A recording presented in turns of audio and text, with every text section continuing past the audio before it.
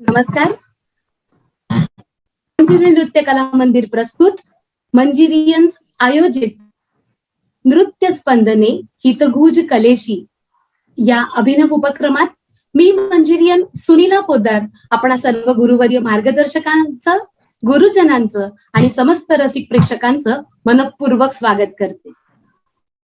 आज भारतीय नृत्य शैलींच्या अवकाशात ज्यांच्यामुळे कथक परंपरेची पताका उंच डौलाने फडकताना दिसते, त्याच कथक सम्राटाने 17 जानेवारी 2022 रोजी या जगाचा निरोप घेतला.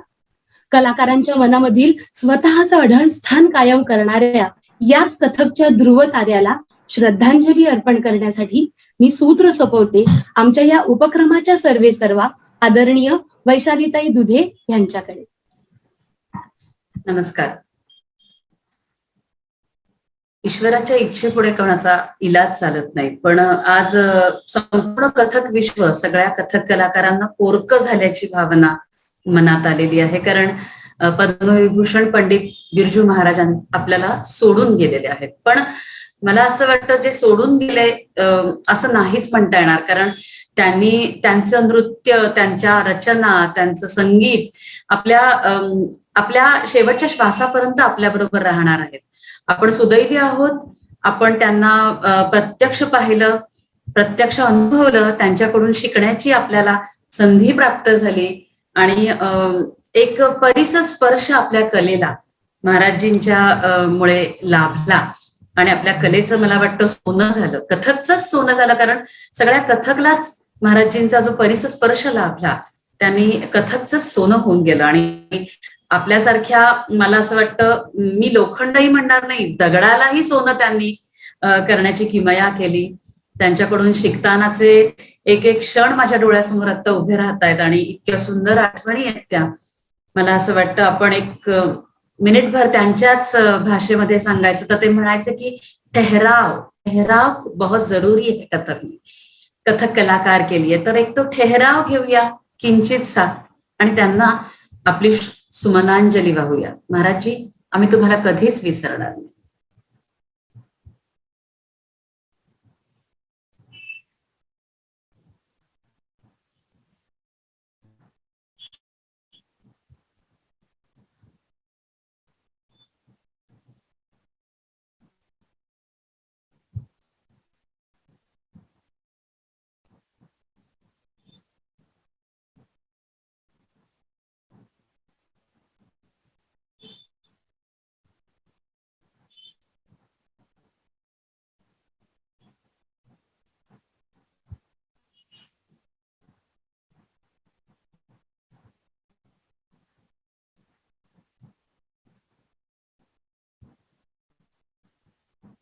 ओम शांती शांती शांती.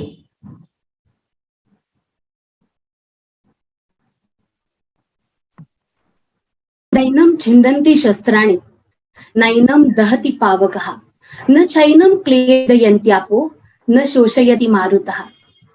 श्रीमद भगवद्गीतेमध्ये भगवान श्रीकृष्ण अर्जुनाला सांगूनच गेलेत, हा आत्मा शस्त्रांनी कापला जाऊ शकत नाही, अग्नी त्याला जाळू शकत नाही, पाणी त्याला ओलं करू शकत नाही आणि हवा त्याला शोषून कोरडं करू शकत नाही. अर्थात आत्मा अमर आहे, त्याला मरण नाही. त्याचप्रमाणे कथक मधील अगणित कार्यामुळे आदरणीय बिरजू महाराज हे कथकचा श्वास बनून आपल्या प्रत्येक कलाकाराच्या कलेतून नेहमी जिवंत राहतील याची हमी बाळगत वळूया आपल्या पुढील उपक्रमाकडे. बुलंद भारत की बुलंद संगीत शैली में भारत की एक अजब शान है. इसी भारतीय संगीत की इतिहास को समृद्ध करने वाले ताल के 10 प्राण है. याच तालाच्या 10 प्राणांचा आपण अभ्यास करणार आहोत. याच्या आपल्या पहिल्या पुष्पातून आपण त्यातील पहिल्या 5 प्राणांना स्पर्श करणार आहोत. आजच्या या उपक्रमामध्ये आपल्याला ज्यांचं मोलाचं मार्गदर्शन लाभणार आहे त्या पॅनलिस्ट आहेत गुरुवर्या वैशालीताई दुधे, गुरुवर्या भावनाताई लेले, गुरुवर्या राजश्रीताई ओक. आजच्या या पॅनलिस्टची ओळख करून देण्यासाठी मी सूत्र सोपवते मंजिरियन ऋतुजाकडे. ऋतुजा. धन्यवाद सुनीलाताई. नमस्कार. मी मंजिरियन ऋतुजा कुलकर्णी सर्व गुरुजनांचे आणि रसिक प्रेक्षकांचे मनपूर्वक स्वागत करते. नृत्य स्पंदने हितगुज कलेशी या आगळ्या कार्यक्रमाची ज्यांनी मूर्तमेळ रोवली त्या आमच्या आदरणीय गुरु संगीताचार्य नृत्यालंकार वैशाली दुधे यांची थोडक्यात ओळख करून देते. डोंबिवली शहरातील प्रथम कथक प्रशिक्षण संस्था मंजिरी नृत्य कला मंदिराच्या त्या संस्थापिका आहेत. कथक नृत्यांगना वैशालीताई दुधे या आदरणीय डॉक्टर सौ मंजिरी देव यांच्या ज्येष्ठ शिष्य आहेत. त्यांनी नृत्य विशारद आणि नृत्यालंकार ही पदवी प्रथम श्रेणीत प्राप्त केलेली आहे. कुलगुरू कालिदास संस्कृत विश्वविद्यालय रामटेक येथून नृत्य विषयात रजत पदक प्राप्त करीत कथक नृत्यात MA ही पदवी प्राप्त केलेली आहे. वैशालीताईंनी आपल्या गुरु डॉक्टर सौ मंजिरी देव यांच्या मार्गदर्शनाखाली अखिल भारतीय गांधर्व महाविद्यालयातून कथक नृत्य शैलीमधील तिहाईंचे महत्व आणि वैविध्य या विषयात प्रबंध लिहून संगीताचार्य ही पदवी प्राप्त केलेली आहे. वैशालीताईंची पुस्तके डान्स ट्रेन, नृत्य गाथा, नृत्यारंभ आणि के फॉर कथक ही पुस्तके प्रसिद्ध आहेत. तसेच अष्टनायिका, पदन्यास, पोहपाजुरी यासारख्या CD देखील प्रचलित आहेत. विविध कार्यशाळांमधून आणि व्याख्यानांमधून देशाविदेशांमधून अनेक विद्यार्थिनींना त्या सतत मार्गदर्शन करीत असतात. तसेच अथक कथक या त्रैमासिक नृत्य संध्येमधून त्या कथक नृत्याचा प्रचार आणि प्रसार करीत असतात. अशा लेखिका, गुरु असे व्यक्तिमत्व आज आपल्याला लाभलेले आहे. गुरुवर्या संगीताचार्य नृत्यालंकार वैशालीताई दुधे यांचं मी अत्यंत स्वागत करते. आपल्या दुसऱ्या पॅनलिस्ट आहेत गुरुवर्या सौ भावना लेले. कथक मधील एक प्रख्यात नाव म्हणजे गुरुवर्या सौ भावनाताई लेले. कलानंद नृत्य संस्थेच्या त्या संचालिका आहेत. गुरु संजीवनीजी कुलकर्णी यांच्या शिष्य आहेत. स्वर्गीय पंडित बिरजू महाराज, पंडित मुन्नालाल शुक्ला आणि पंडिता रोहिणीताई भाटे यांच्याकडून त्यांनी कथकचं प्रशिक्षण घेतलेलं आहे. त्या कथक नृत्यात MA इन कथक या पदवीधर आहेत. प्रकृती, नटराज स्वरूप, संगीत की खोज, शकुंतला, कृष्णरंग, रामायण आणि दशावतार अशा अनेक नृत्य नाटिका त्यांच्या प्रसिद्ध आहेत. तसेच तरंगरत्न, नृत्य गौरव आणि नटश्री या पुरस्कारांच्या त्या मानकरी आहेत. अशा गुरुवर्या सौ भावनाताई लेले यांचं मी मनापासून स्वागत करते. आपल्या तिसऱ्या पॅनलिस्ट आहेत गुरुवर्या राजश्रीताई ओक. गुरुवर्या राजश्री ओक हे कथक मधलं एक उद्योन्मुख नाव.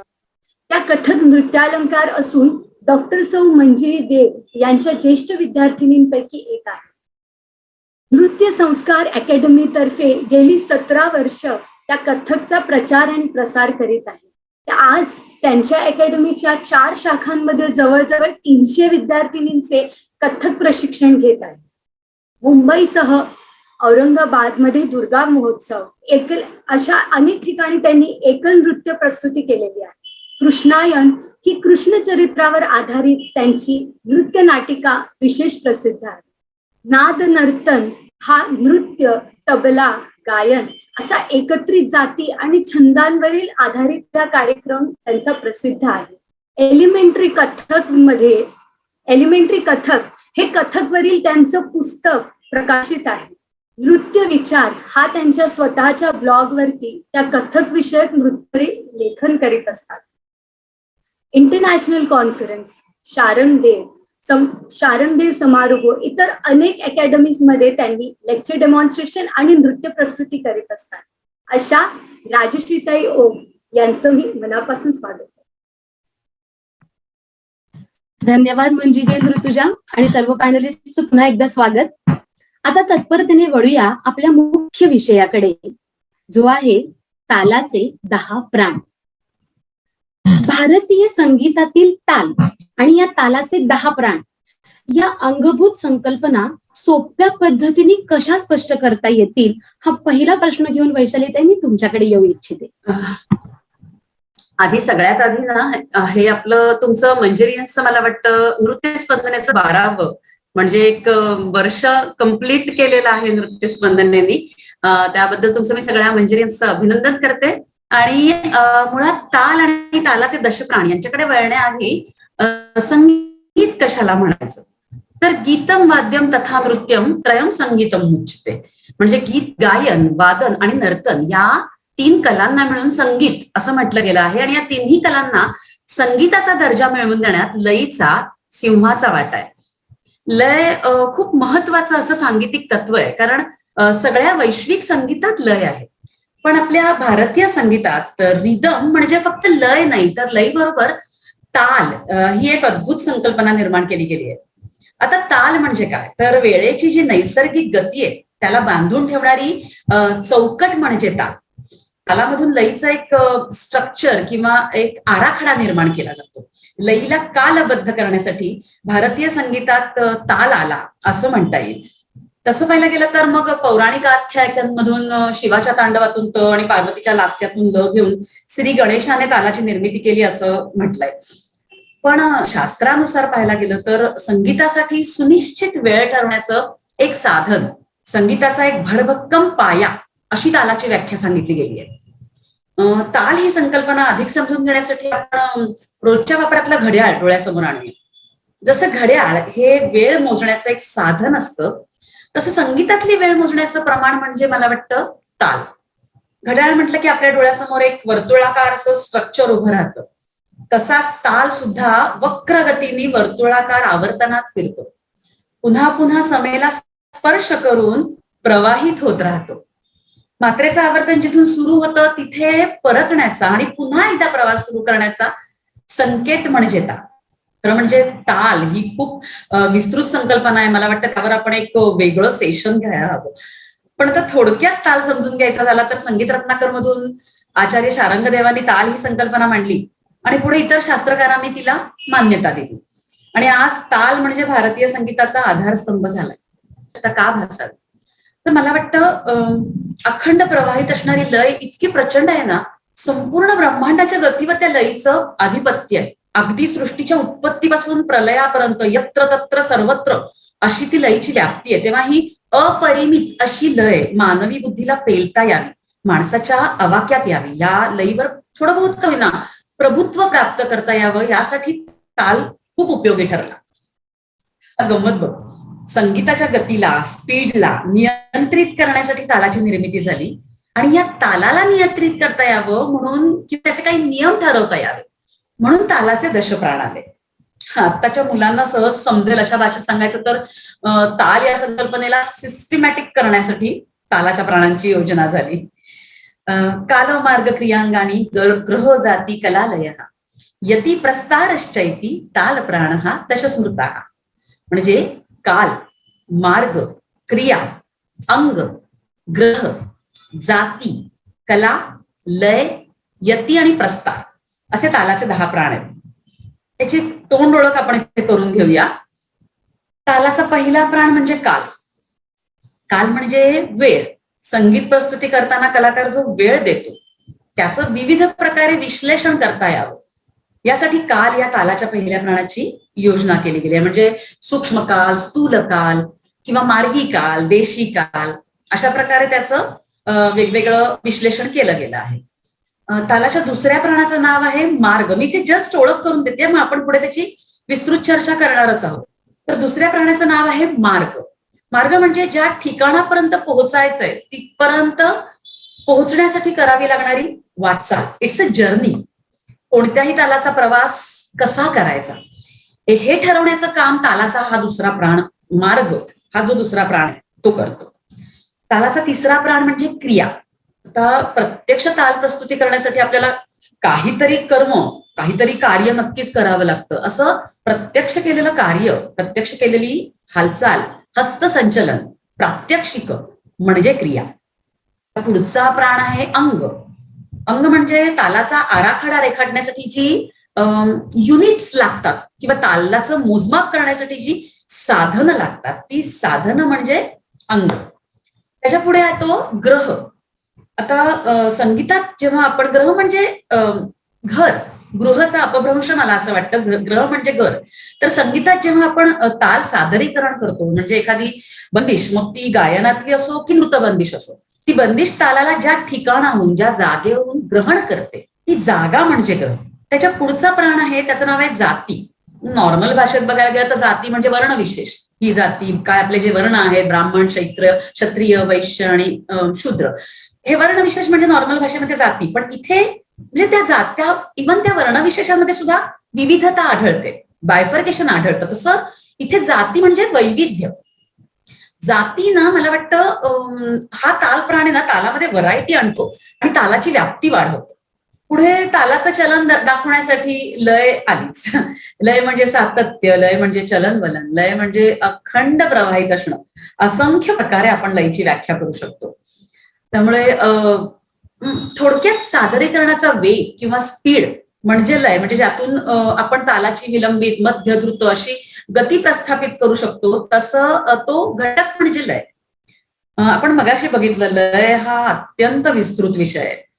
पण या विराट अशा लयीला समजण्यासाठी, लयीवर प्रभुत्व मिळवण्यासाठी, लयीचं अंतरंग उलगडून पाहण्यासाठी आपल्याला एकेका मात्रेचे ना छोटे छोटे अंश, छोटे छोटे भाग करावे लागतात. ते भाग किंवा अंश म्हणजे तालाचा पुढचा प्राण, कला. जशा चंद्राच्या कला असतात तशा, म्हणजे पौर्णिमा असते, मग तो चंद्र हळूहळू कमी होत जातो, मग अमावास्या येते आणि अमावास्यानंतर मग पुन्हा चंद्राची कोर, मग तो वाढत वाढत जातो. तर त्याचे जसे ते छोटे छोटे चंद्राच्या कला आहेत, तसे मला वाटतं मात्रेच्या या कला असतात. 1/4 मात्रा, हाफ मात्रा, 3/4 मात्रा. मग त्या सगळ्याचं नामकरण केलं गेलं आहे. पण या प्राणाचं नाव कला.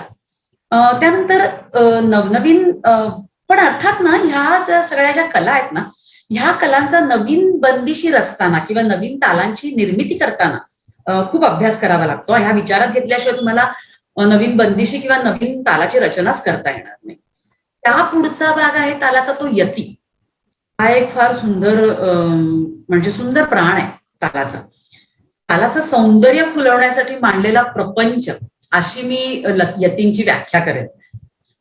आणि शेवटचा भाग, शेवटचा प्राण, दशप्राणातल्या शेवटचा प्राण म्हणजे जो प्रस्तार.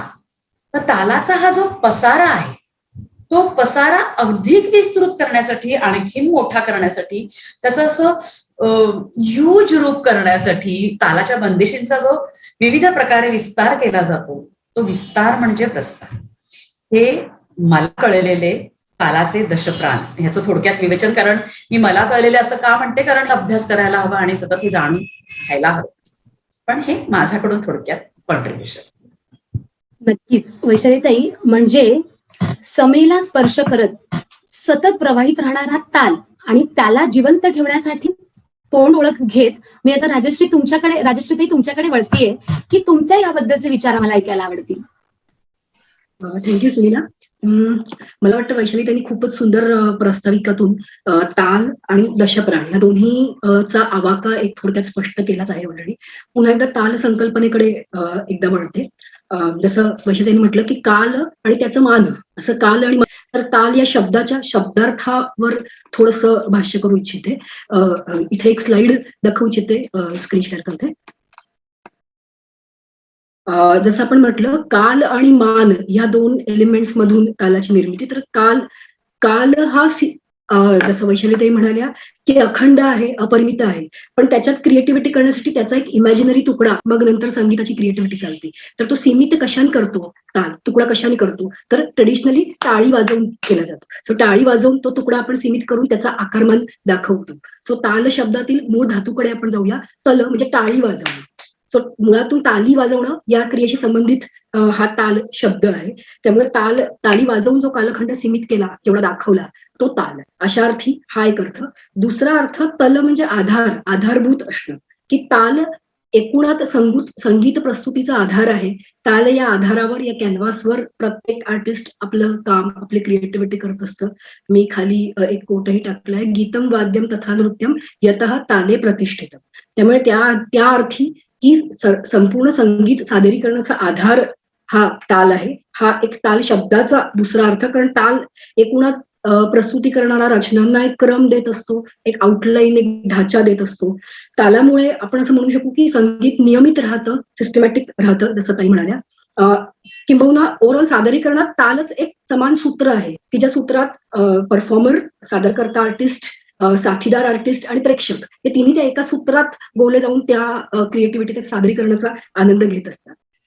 तालाची निर्मिती ही छंदातून सांगितली आहे. छंद म्हणजे काय, तर एक गती, एक डोल ज्याला म्हणता येईल, एक पॅटर्न आजच्या भाषेत सांगायचं तर एक तालाचा तुकडा एका डोलाने, एका गतीने सिद्ध केलेला तुकडा. अशा अनेक छंद तर अनेक असतात, पण त्यापैकी काहीच छंद तालाचं रूप, त्याच्या जशा बोलीभाषा अनेक असतात, पण काहीच प्रमाण भाषा बनतात अधिक डेव्हलप होऊन, तसं काहीच छंद अधिक डेव्हलप होऊन पुढे ताल म्हणून प्रसिद्ध पावतात, प्रचलित होतात, त्याच्यात काम केलं जातं.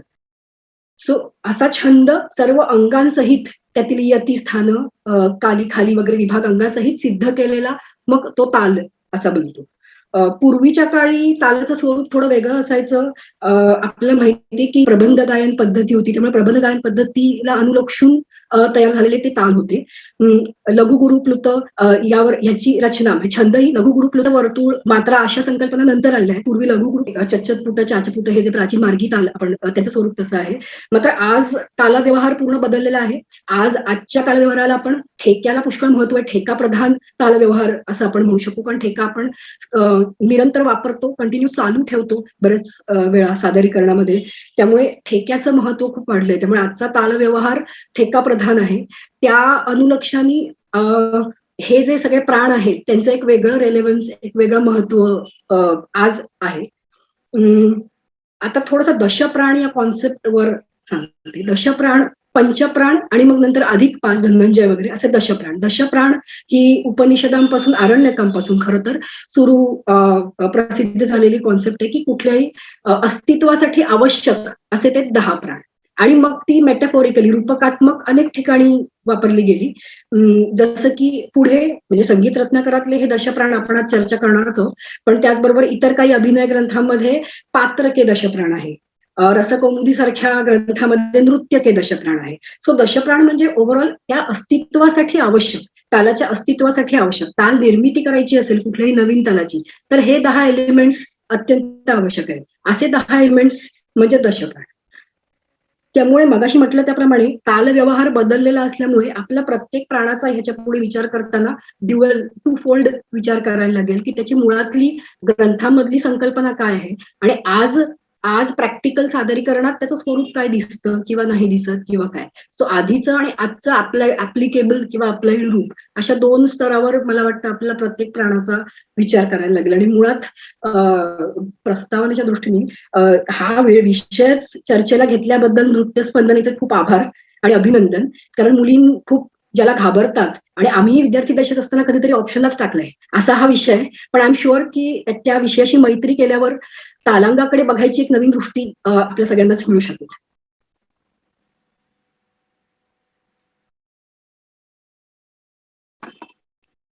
राजश्री तुझं स्क्रीन शेअरिंग बंद केलंस तर मग सॉरी.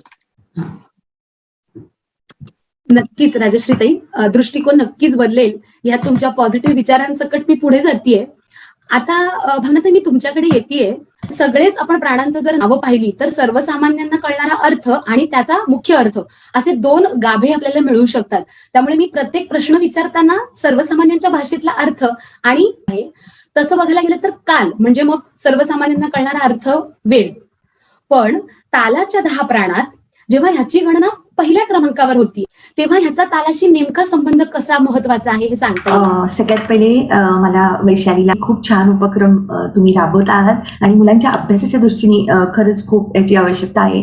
जसं राजश्री म्हटली की आम्ही पण हे ऑप्शनला टाकलं होतं परीक्षा जेव्हा दिली, तसंच मी ऑप्शनला नव्हतं टाकलं, पण मला तेवढं समजलं नव्हतं की आपण जे वाचतोय किंवा लिहितोय ते कशासाठी आणि का लिहायचं ते हे कळलं नव्हतं. पण अभ्यास केला होता, वाचलं होतं, लिहिलं होतं. बट जेव्हा आता याचा अभ्यास करायला लागलो तेव्हा हळूहळू ते एक एक गोष्ट त्याच्यातली उलगडत गेली आणि थोडं थोडं समजत गेलं. अजूनही मी असं म्हणत नाही की मला पूर्ण समजलं आहे.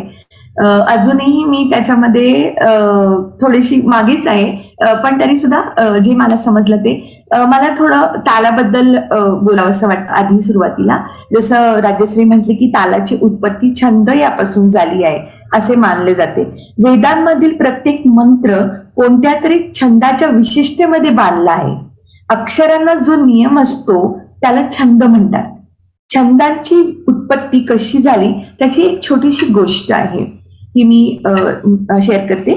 एकदा देव आणि असुर यांच्या बळाने युद्ध जिंकण्याचा प्रयत्न करत होते. तेव्हा असुरांनी आपल्या मायावी शक्तीने मंत्र्यांना ह्याच्यापासून वाचण्यासाठी देवतांनी मंत्रांसाठी एक कवच निर्माण केलं आणि म्हणजे गुरु, लघु, प्लुत या अक्षरांचे नियम बनवले. याचा परिणाम असा झाला की सर्व मंत्र सुरक्षित राहिले आणि अर्थातच देवांचा विजय झाला त्याच्यावर. तर अशी एक छोटीशी कथा आहे. शेवटी आपल्या मायथॉलॉजिकल गोष्टी ज्या आहेत त्या आपल्या या नृत्यामध्ये खूप महत्वाचं स्थान आहे त्यांना.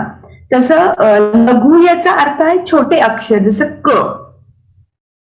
गुरु याचा अर्थ आहे दीर्घ अक्षर जसं की, तसेच प्लुत याचा अर्थ आहे संयुक्त अक्षर जसं क्र, म्हणजे दोन शब्द ज्याच्यातनं निघतात ते क्र आहे. अक्षरांचे जे छंद आहेत ते मूलतः 3 वरच चालत होते, परंतु पुढे संगीताची आवश्यकता लक्षात घेऊन या तिघांच्या व्यतिरिक्त अजून 5 अंगांच्या रचना केल्या गेल्या. अनुद्रुत, द्रुत, द्रुतविराम, लघुविराम आणि काकपद.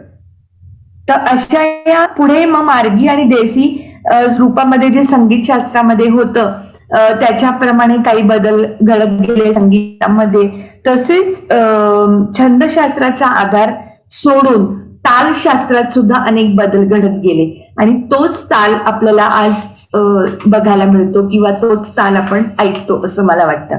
जसं आता तू विचारलं सुनीला की काल ह्याचा काय हे आहे, तर जसं सांगितलं की तास मोजण्यासाठी मिनिट व मिनिट मोजण्यासाठी सेकंड हे मापन केलं असतं. त्याप्रमाणे तालासाठी एका हाताने दुसऱ्या हातावर टाळी देण्यासाठी जो वेळ म्हणू शकतो, जोपर्यंत एखादी गोष्ट सिद्ध करण्यासाठी आपण एखादे प्रमाण ठरवत नाही, काल म्हणजे प्रमाण, एखाद्या गोष्टीचं प्रमाण, ते जोपर्यंत आपण ठरवत नाही तोपर्यंत एक छोटस उदाहरण घरगुती मी दिले की जोपर्यंत आपण चहा करायचा असतो, चहासाठी किती कप चहा ठेवायचा आहे, किती चमचे साखर घालायची, किती चमचे चहा घालायचे आणि किती दूध घालायचंय, हे जोपर्यंत आपण निश्चित करत नाही, त्याचं हे ठरवत नाही, काल ठरवत नाही त्याचा की किती किती वेळानंतर हे घालायचंय, तोपर्यंत आपला चहा छान होत नाही आणि तो लोकांना आवडत नाही. असं मला थोडं कालाबद्दल बोलावंसं वाटतं. काल याचा सरळ अर्थ आहे तो म्हणजे वेळ. गायनातील स्थायीपासून अंतरेपर्यंत पूर्ण करण्यास जो वेळ लागतो तो म्हणजे काल. नृत्यामध्ये एखादा बोल समेपासून सुरू केला तर तो समेपर्यंत आणणे, समेपर्यंत पोहोचवणे हा जो वेळ असतो तो म्हणजे संगीतातला काळ. असं काळाची एक आपण ढोबळ मनाने एक अर्थ लिहिलेला आहे. ज्याप्रमाणे जसं मी मगाशी सांगितलं की दिवस मोजण्यासाठी वगैरे आपण तास आणि मिनिटाची जी हे करतो, त्याचप्रमाणे कालाचे 2 भेद आहेत, मार्गी आणि देसी. एकावर एक कमळाच्या 100 पाकळ्या ठेवून सुईने त्याच्या आरपार टोचण्यास जो वेळ लागतो तो काल संगीतामध्ये महत्वाचा ठरतो. थोडक्यात तालाच्या समेपासून ते पूर्ण होण्यापर्यंत वेळ, या सर्व गोष्टी काल या प्रकारात येतात. कालाची काही नावे आहेत ती मी सांगू शकते. कालाचं विशेष जसं सांगितलं की जोपर्यंत काल निश्चित होत नाही तोपर्यंत तालाला अर्थ येत नाही, म्हणून काल हा प्रथम क्रमांकावर ठेवला जातो आणि मग त्याच्या ह्या व्याख्या ज्या मी सांगितल्या आणि त्या कालाची नावं मला सांगावीशी वाटतात. अनुद्रुत आहे ते 1/4 मात्रेच्या कालाचं आहे. द्रुत आहे अर्ध्या मात्रेचा काल आहे. लघु आहे 1 मात्रेचा काल आहे. गुरु आहे 2 मात्रेचा काल. प्लुत आहे 3 मात्रेचा काल. काकपद आहे 4 मात्रेचा काल. हंसपद आहे 8 मात्रेचा काल आणि महाहंसपद आहे 16 मात्रेचा काल. हे जसे काल विशेष ठरवून दिले त्याच्याप्रमाणे तालाला एक ताल एक निर्मित होतो प्रॉपरली. जोपर्यंत काळ निश्चित होत नाही तोपर्यंत ताल निश्चित होणं शक्य नाही. म्हणून कालाला सर्वप्रथम स्थान दिलं जातं. आणि नवीन अभ्यासकांनी तर कालमापनाची अजूनही वेगळी मोजमापे दिलेली आहेत. मला वाटतं ती पण मी एकदा सांगते, जर का तुम्हाला हे करायचं असेल तर, लिहून घ्यायचं असेल तर. 8 क्षण 1 लव, 8 लव 1 काष्ठा, 1 काष्ठा 1 निमेष, 8 निमेष 1 कला, 2 कला 1 त्रुटी किंवा 1 अणुद्रुत, 2 अणु 1 द्रुत, 2 द्रुत 1 लघु, 2 लघु 1 गुरु, 3 लघु 1 प्लूत आणि 4 लघु किंवा 2 गुरु 1 काकपट. अशी या काळाची मोजमाप लिहून ठेवली आहेत अभ्यासकांनी. आणि त्याचाच अभ्यास आज आपण करतो आहोत आणि त्याच्याप्रमाणे जाण्याचा प्रयत्न करतो. तर मला असं वाटतं की कालाला प्रथम स्थान दिलंच पाहिजे, कारण जोपर्यंत काळ ठरणार नाही तोपर्यंत कुठलीच गोष्ट पूर्ण होणार नाही. नक्कीच भावनाताई. म्हणजे थोडक्यात तुम्ही सांगितल्याप्रमाणे काल म्हणजे एक प्रमाण किंवा समेपासून समेपर्यंतचा जो प्रवासाचा कालखंड आहे तालाचा, आणि तुम्ही सांगितलेली कालाची नावं, ह्या सगळ्याला एखाद्या विद्यार्थिनीप्रमाणे मी टिपून घेत आता राजश्रीताई तुमच्याकडे येतेय की तुम्ही ह्या प्रश्नावरती आपल्याकडून कसं मार्गदर्शन कराल? मुळात ताल किंवा तालाचं काम हे संगीत या मीडियम मधलं, संगीत या माध्यमामधलं काम आहे. कुठलाही आर्ट फॉर्म, कुठलाही कला प्रकार हा टाइम, स्पेस आणि साऊंड, काल, अवकाश आणि ध्वनी किंवा नाद, या 3 एलिमेंट्स पैकी एक किंवा एकाहून अधिक, 1 or more than 1 or sometimes all, कधीतरी या 3ही, या अशा कुठलाही कला प्रकार ह्या 3 पैकी एका किंवा एकापेक्षा अधिक एलिमेंट्स वरचं काम असतं. जसं की जर चित्रकला, कुठलाही व्हिज्युअल आर्ट्स हे स्पेस मध्ये केलं जाणारं काम असतं. कुठलंही वाद्य, आपण वाद्याचं प्रस्तुतीकरण आहे समजा की बासुरी, तर ते एकाच वेळी नाद आणि तालाची जोड असल्यामुळे समय, म्हणजे टाइम आणि साऊंड ह्या 2 एलिमेंट्स वरचं काम असतं. नृत्याचा विचार केला तर नृत्यात एकाच वेळी ऑडिओ व्हिज्युअल असा आर्ट फॉर्म असल्यामुळे नाद, स्पेस म्हणजे अवकाश आणि काळ, टाइम, स्पेस अँड साऊंड या 3हीचा असतो. थोडक्यात कुठल्याही परफॉर्मिंग आर्ट मध्ये टाइम या एलिमेंटचा कॅनव्हास सारखा वापर असतोच.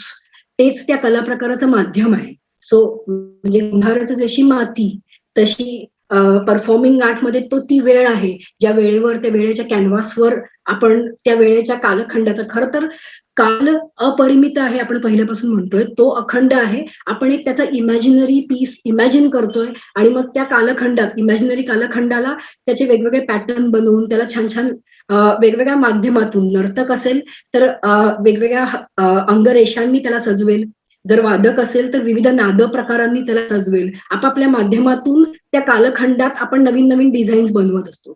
सो त्या दृष्टीने काल हा फार महत्वाचा आहे, कारण तो आपला कॅनव्हास आहे, तो आपला कला प्रकटीकरणाचं माध्यम आहे. एकाच कालखंडाची अशी आपण वेगवेगळ्या प्रकारे इमॅजिनरी विभागणी करून त्याच्यात वेगवेगळी डिझाईन्स आणि काम करत असतो. आता हा काळ मोजण्याचं आज मेकॅनिकल पुष्कळ परिमाण उपलब्ध आहेत, सेकंद आणि आणखीन मेनी, पण पूर्वीच्या काळात तशी काही मोजमापन असल्यामुळे भावना त्यांनी सांगितलं त्याप्रमाणे एक सामान्य आडाख्यांनी पुष्कळ हे मोजलं जायचं. इथे मगाशी भावना त्यांनी खूप छान ती सगळी प्रमाणं सांगितली मूळ ग्रंथामधली. त्याची एक विद्यार्थ्यांना उपयोगी अशी स्लाइड मी शेअर करू इच्छिते.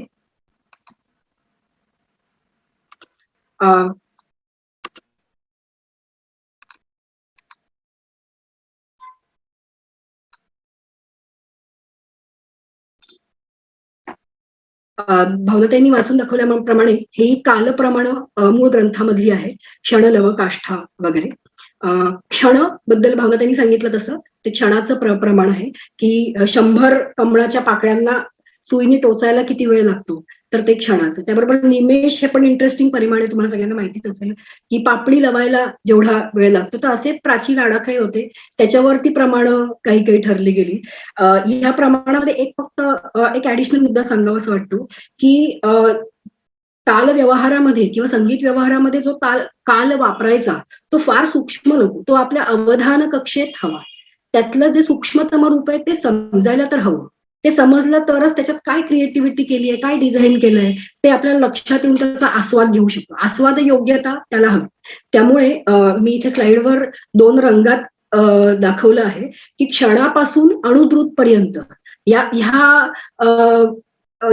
ह्या कालप्रमाणांना सूक्ष्म प्रमाण ती डायरेक्ट संगीतात वापरणे योग्य नाही. तर संगीतात स्थूल कालप्रमाण वापरली जातात. अणुद्रुतच्या पुढे जसं त्यांनी सांगितलं, अणुद्रुत इज 1/4 मात्रा, एक सामान्य मत प्रमाणे अणुद्रुतच्या पुढची जी स्थूल प्रमाण आहेत ती आज सर्व ताल व्यवहारात वापरली जातात. आणि टू सम अप की कुठलाही ताल नव्याने बनवायचा जेव्हा असेल तेव्हा सगळ्यात पहिल्यांदा काय ठरवलं जातं, तर तो किती कालाचा असेल, किती मात्रांचा असेल. त्यामुळे सुरुवात नेहमी काल म्हणूनच काल हा दशप्राणांमधच्या लिस्टमध्ये पण कदाचित सगळ्यात पहिल्यांदा दिला असावा.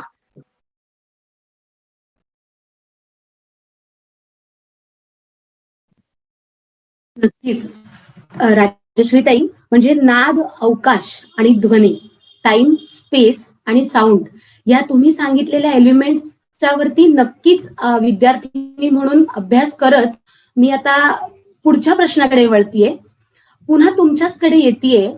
मार्ग, जसा पुढचा प्राण ज्याचं नाव मार्ग आहे, त्याचं सरळ सोप्या भाषेत कळणारा, सर्वसामान्यांना समजणारा अर्थ म्हणजे रस्ता किंवा पथ. तर मग तालाचा जो प्रवास आहे त्यामध्ये या घटकाचं महत्व नेमकं कसं स्पष्ट सांगता येईल राजश्रीताई? हो सुनीला, मार्ग म्हणजे रस्ता, मार्ग म्हणजे मार्गक्रमण, रस्ता हाच अर्थ थोड्या बहुत फरकानी दशप्राणातला जो मार्ग आहे त्याला अवलंबून आहे की ताल पहिल्या मात्रेपासून शेवटच्या मात्रेपर्यंत कसा मार्गक्रमण करणार आहे आणि तो मार्ग आपण हस्तक्रियेतून कसा दाखवणार आहोत, हस्तक्रियेने ते तालाचं स्वरूप कसं दाखवणार आहोत, त्याच्या विविध पद्धती किंवा त्याचे विविध प्रकार मूळ ग्रंथात सांगितले आहेत. खरं तर हा अधिक करून ध्रुपद गायन पद्धतीशी संबंधित जास्त प्राण असावा असं वाटतं. आणि त्यामुळे खूप खूप जास्त ऍप्लिकेबिलिटी खूप कमी आहे या प्राणाची आजच्या ताल व्यवहाराच्या दृष्टीने. खरं म्हणजे तर मगाशी आपण जे अनेक प्रमाणे बघितली, तर त्यातला गुरु म्हणजे त्याला कला असंही म्हणतात, तर त्याचं नक्की प्रमाण किती, एका गुरुचं प्रमाण किती, ह्याच्यावरून हे 4 मार्ग सांगितलेले आहेत. मुळात नाट्यशास्त्रामध्ये चित्रा, वार्तिक आणि दक्षिण हे 3, आणि मग नंतर संगीत रत्नाकरामध्ये ध्रुवा आणखी एक मार्ग सांगितला. क्लिष्ट मार्ग बरेच, चित्रतर, अतिचित्रतर, अतिचित्रतम असे अनेक बारीक बारीक मार्ग दिले जातात. तर ध्रुवा म्हणजे एका ध्रुवेच कला म्हणजे कलेचं प्रमाण किती, एका मात्रेचं, एका गुरुचं प्रमाण किती, त्यावर हा मार्ग अवलंबून आहे. आपण ध्रुवापासून सुरू करूया. ध्रुवामध्ये एका मात्रेला एक टाळी येणार, म्हणजे जोर प्रत्येक एका मात्रेनंतर येणार, किंवा चित्रामध्ये 2 मात्रांनी ती टाळी येणार आहे, म्हणजे एक सोडून एक मात्रांनी तो जोर येणार आहे. वार्तिक मध्ये 4 म्हणजे 4 मात्रांनी तो जोर येणार आहे, आणि दक्षिणेमध्ये 8. आता हे खूप म्हणजे इंटरप्रिट करायला सुद्धा खूप क्लिष्ट आहे की ह्याचं नक्की स्वरूप काय असावं. बहुतेक विद्वानांनी ह्याचं इंटरप्रिटेशन या पटी आहेत, म्हणजे ध्रुवा म्हणजे बराबर की लय, धा के ती त, त्याच्यानंतर चित्रा म्हणजे दुगुण, धा गे ती ट अँड सो ऑन, वार्तिक आणि शेवटी दक्षिण म्हणजे 8 गुण, धागे जो काय ताल असेल त्यानुसार. तो सशब्द क्रियेचा जो जोर आहे तो किती मात्रांनी पडणार आहे, सशब्द क्रियेचा जोर, त्याच्यावर हे मार्ग आहेत मूळ ग्रंथानुसार. इथे फक्त एक स्क्रीन शेअर करू इच्छिते की आजच्या थोडी ऍप्लिकेबिलिटी इथे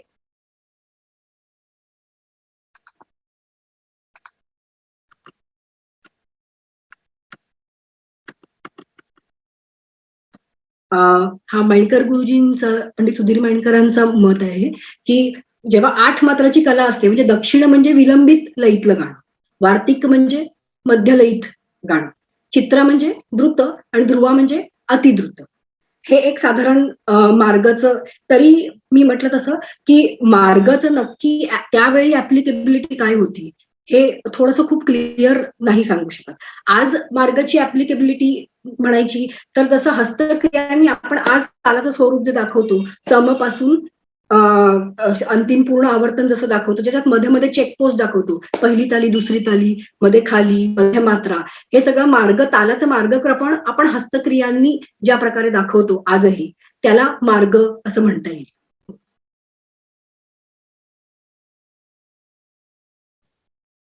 नक्कीच राजश्रीताई, म्हणजे तालाच्या आवर्तनातील हस्तक्रिया ज्या आहेत, त्यातले जे ठहराव आहेत, त्या सगळ्यांना कसं विचारात घेतलं पाहिजे, हे मार्ग जो दाखवतो तो म्हणजे मार्ग, असा जर ह्या घटकाचा विचार केला तर तुमच्या ह्या विचारांसकट वैशालीताई मी तुमच्याकडे येते. आम्हाला तुमच्याकडूनही ह्या सगळ्या मार्गावरचे मुद्दे ऐकायला नक्की आवडतील. माझा आवाज झाला अनम्यूट का ग? ओके, हा. राजश्रीनी ना, मला असं वाटतं आता सगळा शास्त्रोक्त मार्ग हा उलगडून मार्ग आपण समजू शकतो अशा भाषेत त्याला सांगायचा प्रयत्न करते. हा, आणि मगाशी तू जसं म्हणालेस की मार्ग म्हणजे रस्ता, असं आम्हाला वाटतं. हो, मार्ग म्हणजे रस्ताच. तर जसा आपण रोजचा रस्ता ठरवतो तसं तालाचा जर मार्ग, तालाचा जर रस्ता ठरवायचा तर सोप्या भाषेत काय की तालाची बांधणी करताना त्याच्या किती मात्रा असाव्यात, विभाग किती असावेत, खंडांची रचना कशी असावी, कुठल्या मात्रेवर टाळी घ्यावी, कुठल्या मात्रेवर खाली घ्यावी, ह्या सगळ्याचा विचार म्हणजे मार्ग या तालाचा प्राण, असं मला वाटतं. आता हा मुद्दा अधिक स्पष्ट करण्यासाठी ना मी तुला आपल्या सामान्य आयुष्यातलं उदाहरण देते. हा, म्हणजे बघ, आता आपण तर तिथपर्यंत पोहोचण्याच्या प्रवासाचा ना आपल्याला आखणी करावी लागते. म्हणजे आपण ट्रेननी जाणार की विमानाने जाणार, मग ट्रेन किंवा विमानापर्यंत कसं पोहोचणार, म्हणजे आता ते ओला बोलवणार आणि मग जाणार का, वगैरे वगैरे. म्हणजे किंवा तिथे पोहोचल्यावर सुद्धा विमानाने आपण एअरपोर्टला पोहोचलो, तिथे गेल्यावरती तर एअरपोर्टवरून पुन्हा आपण चाललोय समजा मनालीला, तर कुलूवरून मनालीपर्यंत कसं जाणार, हा जो सगळा मार्ग आपण ह्याची जी आखणी करतो, ह्या संपूर्ण प्रवासाची व्यवस्था आपण जी करतो, त्या फायनल डेस्टिनेशन पर्यंत पोहोचण्यासाठी जी काही आवश्यक साधन सामुग्री असते ना, त्याची जमवाजमव जी करतो ना, अगदी तसंच मला असं वाटतं तालाचा प्रवास करताना पहिल्या मात्रेपासून शेवटच्या मात्रेपर्यंतचा प्रवास, आपलं प्राईम डेस्टिनेशन म्हणजे सम, या सम येण्यापर्यंतचा प्रवास आपण कसा करणार आहे, त्याचं प्लॅनिंग म्हणजे मार्ग. इथे अजून एक मुद्दा मला स्पष्ट करा असं वाटतो की मार्ग हा म्हणजे मार्ग ठरवताना तालाचे इतर प्राण सुद्धा विचारात घ्यावे लागतात. म्हणजे जसं आपण एका पाठोपाठ एक सशब्द, आता जे राजश्री म्हणाले की सशब्द क्रिया आणि निशब्द क्रियांचा मार्ग आपण मार्गामध्ये आपण त्या ठरवतो, पण ते ठरवताना सुद्धा सशब्द आणि निशब्द क्रियांचे जे नियम आहेत ते नियम आपल्याला पाळावे लागतात. म्हणजे आपण तालाचा मार्ग ठरवताना सलग 2, 3, 4 आपण टाळ्या घेऊ शकतो, पण एका पाठोपाठ एक निशब्द क्रिया म्हणजे खाली मात्र घेता येत नाही. मग 2 निशब्द क्रियांच्या मध्ये आपल्याला एखादी सशब्द क्रिया घ्यावी लागते आणि पुन्हा निशब्द क्रिया, हे अगदी अनिवार्य असतं. आता किती मात्रांचा ताल बांधायचा, अर्थात तालात व्यतीत करण्याचा कालावधी, म्हणजे पुन्हा तालाचा पहिला प्राण आला काल, तो ठरवावा लागतो. तालाची जाती ठरवावी लागते. तालाच्या मात्रांचे बोल ठरवताना अंगांचा कसा, म्हणजे अंग कसे बसवायचे, ते अंगांचा विचार करावा लागतो. जसं एखाद्या बोलासाठी आपण मगाशी जे भावना सांगत होती की एखाद्या बोलांसाठी आपण एखादं व्यंजन घेतलं तर त्याच्यामध्ये एका मात्रेच्या एका लघूचा समावेश होतो जेव्हा व्यंजन घेतो. आता त्या व्यंजनाला स्वराची जोड दिली तर 2 लघु, जोडाक्षर असलं तर 4 लघु, म्हणजे ध म्हटलं तर 1 लघु, ढा म्हटलं तर 2 लघु, आणि क सारखं जोडाक्षर घेतलं तर 4 लघु मात्रेचे. असं ते अंकांचं गणित सुद्धा विचारात घ्यावं लागतं. आता आड तालाची जेव्हा निर्मिती केली जाते तेव्हा हे गणित अधिक सूक्ष्म आणि अधिक थोडं क्लिष्टही होत जातं. थोडक्यात काय की तालाच्या प्राणांचा सर्वांगीण विचार करून, अभ्यास करून तालाचा मार्ग ठरवावा लागतो. अजून एक मला काही ठिकाणी असं दिसलेलं आहे की तालाचा मार्ग, तालाच्या प्राणाचा म्हणजे हा मार्ग, ह्या तालाच्या प्राणाचा एक अर्थ प्रथा किंवा प्रणाली असाही सांगितला गेलाय. म्हणजे आज बघ ना, आता आपण आपल्या पूर्वजांनी बांधलेल्या अनेक ताल प्रयोगात आणतो. म्हणजे आपण परंपरेने प्राप्त झालेलं विचारधन, पूर्वजांनी आखून दिलेला मार्ग अनुसरतो. त्या प्रथांचं परंपरांचं आपण पालन करतो. म्हणजे जसं रूपक म्हटला की त्याची सम ही खाली नीच दाखवली जाते. मी म्हटलं की मला नाही दाखवायची खाली तर ते चालत नाही. म्हणजे ती ना ती ना तुम्ही ती ना नाही करू शकत. ओके नाही. त्यामुळे ती प्रथा ती परंपरा आपल्याला पाळावीच लागते. 3 ताल म्हटला की त्याच्या 16 मात्राच आणि मग त्याचे विभाग पण 4च आणि खंड 4 4 4 4 ती परंपरा आहे. तुम्ही ती बदलू शकत नाही. जपताल म्हटला की 2 3 2 3, दमार म्हटला की 5 2 3 4 असाच जाणार. ही परंपरा आहे. हा पूर्वसुरींनी सांगितलेला मार्ग आहे. तर ह्या प्रथेचं आपण पालन करायचं असतं. तर हा आपल्या पूर्वजांनी आखून दिलेला जो मार्ग आहे ना तो तालाच्या प्राणांचा अभ्यास करून आखून दिलेला मार्ग आहे. त्यामुळे आपण त्या मार्गाचा स्वीकार करतोय. म्हणजे इथे मार्ग म्हणजे प्रथा. मला वाटतं तिथे ते मार्ग म्हणजे प्रथा हे सिद्ध होत आहे. आजही जेव्हा अनेक प्रतिभावान कलाकार जेव्हा नवनवीन तालांची निर्मिती करतात, बांधणी करतात, तेव्हा ही बांधणी करताना त्यांना तालाच्या प्राणाच्या सगळ्या नियमांचं पालन करावं लागतं आणि मग तालाचा मार्ग आखावा लागतो. जसं अलीकडचा अगदी फार पूर्वीचा काळ नाही की पंडिता रोहिणीताई भाटेंचा नील ताल आपल्याला सुपरिचित आहे की तो त्यांनी बांधला. जो आड ताल बांधला तर तो तेन तेन ना देन ना धीन त धा तीर किट देन तेन ना. तर आता कसं आता तो प्रचलनात आला. आता त्याची प्रथा निर्माण झाली. आता आपण ती फॉलो करणार. तर असा तो मार्ग दाखवून दिलेला आहे. शेवटी गुरुजनांचंच काम असतं ना मार्ग दाखवायचं. त्यामुळे तो मार्ग दाखवून दिलाय. तर तालाच्या प्राणाचा एक अर्थ मला असाही वाटतो की मार्ग म्हणजे रस्ता आणि मार्ग म्हणजे प्रथा किंवा प्रणाली. म्हणजे वैशालीताई, पहिल्या मात्रेपासून तालाच्या प्रवासातलं अंतिम ध्येय गाठेपर्यंत तालाच्या वेगवेगळ्या घटकांची आखणी आणि त्या संबंधित प्रणाली हा एक कळलेला घटक आपण म्हणू शकतो, जो आम्हाला आज इथे विद्यार्थिनी म्हणून पटकन कळला आता तुमच्या सांगण्यामधून. तर ह्याच विचारांवरती मी आता पुढच्या प्रश्नाकडे वळतीये. क्रिया. भावनाताई, मला तुम्हाला हे विचारायला आवडेल की क्रिया म्हणजे परत सर्वसामान्यांना पटकन समजणारा अर्थ म्हणजे कृती. तर मग ताल या अंगभूत संकल्पनेत या क्रियेचं असं नेमकं वेगळेपण काय दडलंय जे आपल्याला आकर्षित करतं? क्रियेचं वेगळेपण असं आहे ते मी सांगते. पण आधी मला क्रियेबद्दल सांगावं असं वाटतं की एखादी गोष्ट स्पष्ट करून दाखवली जाते त्याला क्रिया असं म्हणतात. स्पष्ट करून दाखवली जाते जी काही आपल्याला करायचं असतं. किंवा आता मला बोलायचंय पण मी नुसती ऍक्ट करून दाखवली तर ते कळतं की मला काहीतरी बोलायचंय. तशी आपण जी क्रिया करतो त्याला एखादी गोष्ट स्पष्ट करून दाखवतो त्याला क्रिया म्हणतात.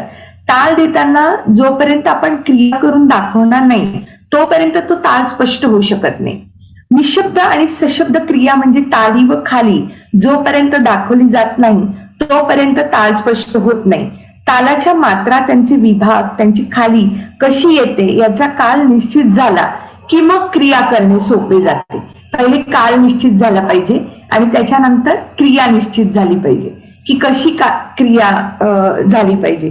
तालाच्या कुठल्या मात्रेवर टाळी पडते, कुठल्या मात्रेवर खाली येते हे कळल्यानंतर ताल देण्यात एक वेगळाच आनंद मिळतो आणि तो आनंद सर्वसामान्यांना सुद्धा एकदम मनमोहक असं वाटतो. आणि या क्रियेचं मला एक विशेष म्हणजे दडलेलं असं वाटतं की क्रिया म्हणजे प्रॅक्टिकल करून दाखवायचं. तर ही क्रिया तालातली जी ही क्रिया आहे की निशब्द सशब्द कृती जी आपण करतो ती आपण नुसती वाचून किंवा अभ्यास करून थांबवत नाही तर ती आपण प्रत्यक्ष रंगमंचावर करून दाखवतो.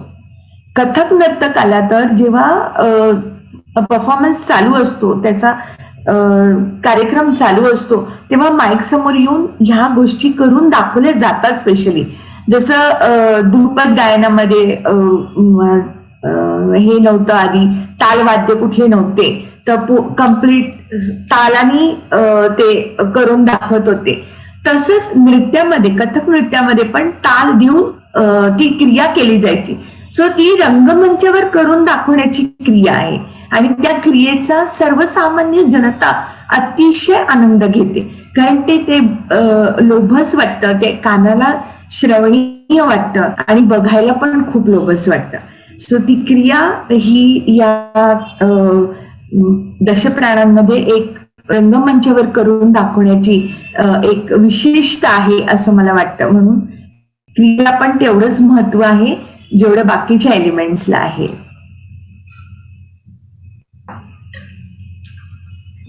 आता भावनाताई तुम्ही सांगितलं त्याप्रमाणे कलाकारांनी रंगमंचावरती प्रत्यक्ष जी क्रिया करून दाखवतोय आणि ज्याच्यामुळे समोरच्या प्रेक्षकांपर्यंत त्याचा आनंद मिळतोय, ही क्रिया असा अर्थ आपण नक्की करत.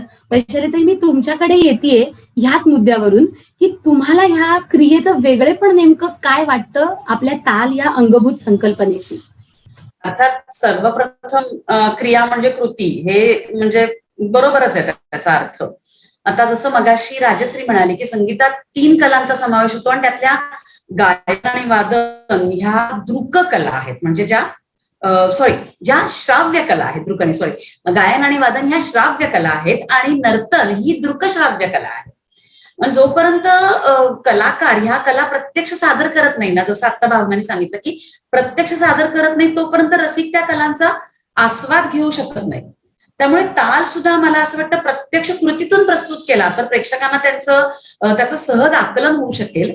आणि असं ताल प्रत्यक्ष कृतीतून सादर करायचा म्हणजे काय? आता प्रत्यक्ष कृतीतून म्हणजे ठीक आहे, नर्तन कृतीतून करायचं, गायन कृतीतून करायचं, पण गायन वादन नर्तन या तिन्हींना व्याप्त असणारा, तिन्ही मध्ये ज्याचं अस्तित्व आहे तो ताल सादर करायचा म्हणजे काय? तर मग तो ताल सादर करण्यासाठी शास्त्रकारांनी क्रिया या तालाच्या प्राणामधून त्याची सोय करून ठेवली आहे. तर तालवादक किंवा कथकवादक पढंत करून ताल प्रस्तुत करतात. म्हणजे शास्त्रकारांनी हे पढन करण्यासाठी ना कलाकारांना शास्त्राने काही क्रिया ठरवून दिल्या आहेत, काही कृती किंवा काही हस्तकांच्या हालचाली ठरवून दिलेल्या आहेत, हस्तसंचलन ठरवून दिलंय, त्यातून तालाचं चलन स्पष्ट होतं. शास्त्रात या कृतींसाठी सशब्द आणि निशब्द क्रिया, ज्या मी मगाशी सांगितलं की त्या आता इथे त्या क्रिया आहेत, हा जो तालाचा प्राण आहे, सशब्द आणि निशब्द क्रियांमधून त्या क्रिया साकारल्या जातात. तर सशब्द क्रिया म्हणजे काय? त्या क्रिया करताना नाद किंवा आवाज निर्माण होतो. आणि निशब्द क्रिया म्हणजे ज्या करताना ना कोणताही नाद निर्माण होत नाही, निव्वळ हातवारे करून हाताच्या आविर्भावातून त्या प्रस्तुत केल्या जातात. तर शास्त्रात 4 प्रकारच्या सशब्द आणि 4 प्रकारच्या निशब्द क्रिया सांगितल्या आहेत. त्यातल्या ना ध्रुवा, शंपा, ताल आणि सन्निपात ह्या सशब्द क्रिया आहेत. तर त्या सशब्द क्रिया म्हणजे काय आहे? पहिलं चुटकी आहे उजव्या हाताने डाव्या हातावर टाळी देणं, तिसरा आहे डाव्या हाताने उजव्या हातावर टाळी देणं आणि चौथा आहे दोन्ही हाताने एकमेकावर टाळी देणं. अशा प्रकारे या 4 सशब्द क्रिया सांगितलेल्या आहेत. आणि त्याच्या पुढे आवाम, निष्क्राम, विक्षेप आणि प्रवेश अशा 4 निशब्द क्रिया सांगितल्या आहेत. त्याच्यामध्ये उजवीकडे हात असं हेलकावणं, दुसरा आहे जो डावीकडे हात हेलकावणं, तिसरी आहे जो हात वरती आकाशाकडे उंचावून मूठ बंद करणं आणि चौथी आहे ती हात खाली भिरकावून बोट सोडून देणं. अशा त्या 4 जे ध्रुव काय म्हणतो आपण, ज्याला जमिनीकडे हात करून बोट सोडून देणं, अशा या 4 निशब्द क्रिया आहेत.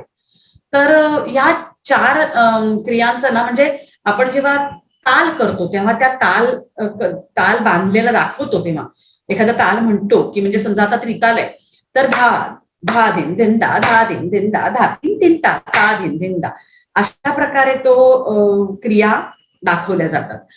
तर हिंदुस्थानी संगीतात अलीकडे काय होतं, अर्थात ह्याच्यात माझा एक मुद्दा राहायला सांगायचा की जेव्हा ताल आपण दाखवतोय तेव्हा त्या तालामध्ये जे पढंत आहे ना, ज्या बंदिशी आहेत त्या तालाचा भाग असतात. तर त्या बंदिशी सुद्धा आपण त्या क्रिया करतच, म्हणजे त्याच्यासाठी आपण वेगळ्या क्रिया करत नाही. जेव्हा आपण एक ताल बांधतो तेव्हा त्या तालाच्या ज्या शब्द निशब्द क्रिया ठरवून घेतो त्याच ती बंदिश सादर करताना करतो. जसं इथे आपण एखादा परण बघूया. धा दिन दिन दा, धा दिन दिन दा, धा तीन तीन ता, धा दिन दिन किट तक धा गदी गन धा, दत्ता धुम किट तक धा, दादा किट धा, तकिट तका, दत्ता दत्ता तटिकत गदी गन धान दान कत गदी गन धान दान कत गदी गन धान दान दा. तर हा माझं चलन ह्या क्रियांचं त्रितालापर्यंत चाललं होतं आणि त्या त्रितालामध्ये मी एक वेगळ्या गोष्टीचं, वेगळ्या बंदिशीचं पडंत करत होते. अशा प्रकारे या क्रिया प्रत्यक्ष साकारल्या जातात किंवा ह्याचे क्रियांचं हे छोटंसं प्रात्यक्षिक. आता ह्याच्या पुढे एक मला मुद्दा, आता मी जेव्हा म्हटलं की तुला मी 4 सशब्द आणि 4 निःशब्द क्रिया सांगितल्या, पण आता करताना मी तुला असं दिसलं की मी एकच सशब्द क्रिया आणि एकच निःशब्द क्रिया करत होते. तर हिंदुस्थानी संगीतात, कथक हिंदुस्थानी संगीताचा भाग आहे, त्यामुळे हिंदुस्थानी संगीतात ना अलीकडे इतके क्रियाभेद दाखवले जात नाहीत. सशब्द क्रियांसाठी टाळी आणि निःशब्द क्रियांसाठी खाली, ताल किंवा खाली, एवढेच आता सध्या आपल्याकडे हिंदुस्थानी संगीतात सशब्द आणि निःशब्द क्रियांचं अस्तित्व शिल्लक आहे. बऱ्याच प्रमाणात अजूनही कर्नाटकी संगीत, ते दक्षिण संगीत आहे, त्याच्यामध्ये अजूनही अत्यंत शास्त्रोक्त पद्धतीने सशब्द आणि निःशब्द क्रिया दाखवल्या जातात. पण हिंदुस्थानी संगीतात मात्र टाळी आणि खालीच्या स्वरूपातच सशब्द आणि निःशब्द क्रियांचं अस्तित्व सध्या उरलेलं आहे. अर्थात मला असं वाटतं की सध्या आपल्याला हे सशब्द आणि निःशब्द क्रिया आपण ज्या प्रकारे फॉलो करतोय तर ते अगदीच काही सफिशियंट नाही, पुरेसं नाही असं नाही. त्याच्या वापरातून आपण व्यवस्थित हे सादर करू शकतो आणि ताल छान प्रस्तुत करू शकतो. आणि अर्थात ह्या ज्या टाळी आणि खाली आणि त्या आपल्या जी बंदिश किंवा जो ताल आपण सादर, त्या तालामधली जी रचना सादर करतो त्यातले चढ उतार, आवाजातले चढ उतार, कुठल्या बोलावर जोर द्यायचा, कुठला बोल थोडासा आत खेचून घ्यायचा, कुठल्या बोलावरती आपण जास्त जोर द्यायचा, हे जे सगळं आहे ना, त्या तालाचं चलन, त्या बंदिशीचं चलन, त्याच्या बोलांचं चलन दाखवायचं आणि मग त्यानंतर तो प्रस्तुत करायचा. मग तर प्रेक्षकांना, जसं भावना म्हणाली की प्रेक्षकांची वाहवा काय, प्रेक्षकांमध्ये आनंदाच्या लहरी उसळतात. पडंतवर प्रेक्षक उसळलेले मी पाहिलेले आहेत.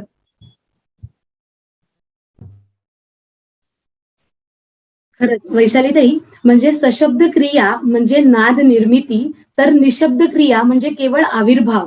या 2 मुख्य विषयांना तुम्ही जेव्हा हाताने ह्या सगळ्या हालचाली, नेमकं फक्त टाळीच्या मागे किती मोठा अर्थ आहे किंवा तुम्ही दाखवलेली हाताच्या आविर्भावामध्ये किती वेगळा गहन अर्थ दडलेला आहे, तो कळल्यावरती विद्यार्थिनींना नक्कीच कळेल की तुम्ही आता नेमकं जे क्रियेचं वेगळेपण जे होतं, रंगमंचीय क्रियेशी दडलेलं, जे प्रेक्षकांच्या मनात आनंद उसळायला निर्भीत, म्हणजे त्याच्या मागचं ते मूलभूत कारण आहे. हेच इथे ह्या प्रश्नाच्या उत्तराचं मी मुख्य गाभा धरत आता राजश्री तुमच्याकडे येणार आहे तालाचा पुढचा प्राण घेऊन. अंग. अंग म्हणजे साधा सरळ अर्थ पाहिला तर पुन्हा मानवी देह किंवा शरीर. आता तालाच्या बाबतीत हे अंग नेमकं कसं समजून घ्यायला पाहिजे राजश्रीताई? अंग हा जो शरीर किंवा शरीराचे अवयव, तो अथ दशप्राणाच्या संदर्भातही आहे.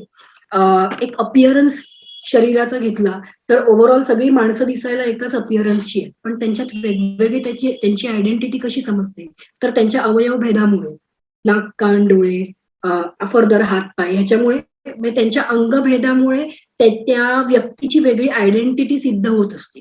तसंच तालाचं आहे की तालाची सेपरेट आयडेंटिटी अंग सिद्ध करत असतात. प्राचीन ताल व्यवहाराचा विचार करतोय, ताल व्यवहाराचा, त्यामुळे प्राचीन ताल व्यवहारात अंग म्हणजे काय तर ज्या लघुगुरूच्या पॅटर्ननी ताल बनलेला आहे ते लघुगुरू क्लुत म्हणजे ही तालाची अंग आहे की त्याच्यावरून तालाचं व्यक्तिमत्व बनणार आहे, की त्या तालाची सेपरेट आयडेंटिटी बनणार आहे. तो अंग इथे अपेक्षित आहे. मात्र मगाशी आपण 7 अंग संगीत रत्नाकराची पाहिली. अगेन इथे मी एक स्लाइड शेअर करू इच्छिते.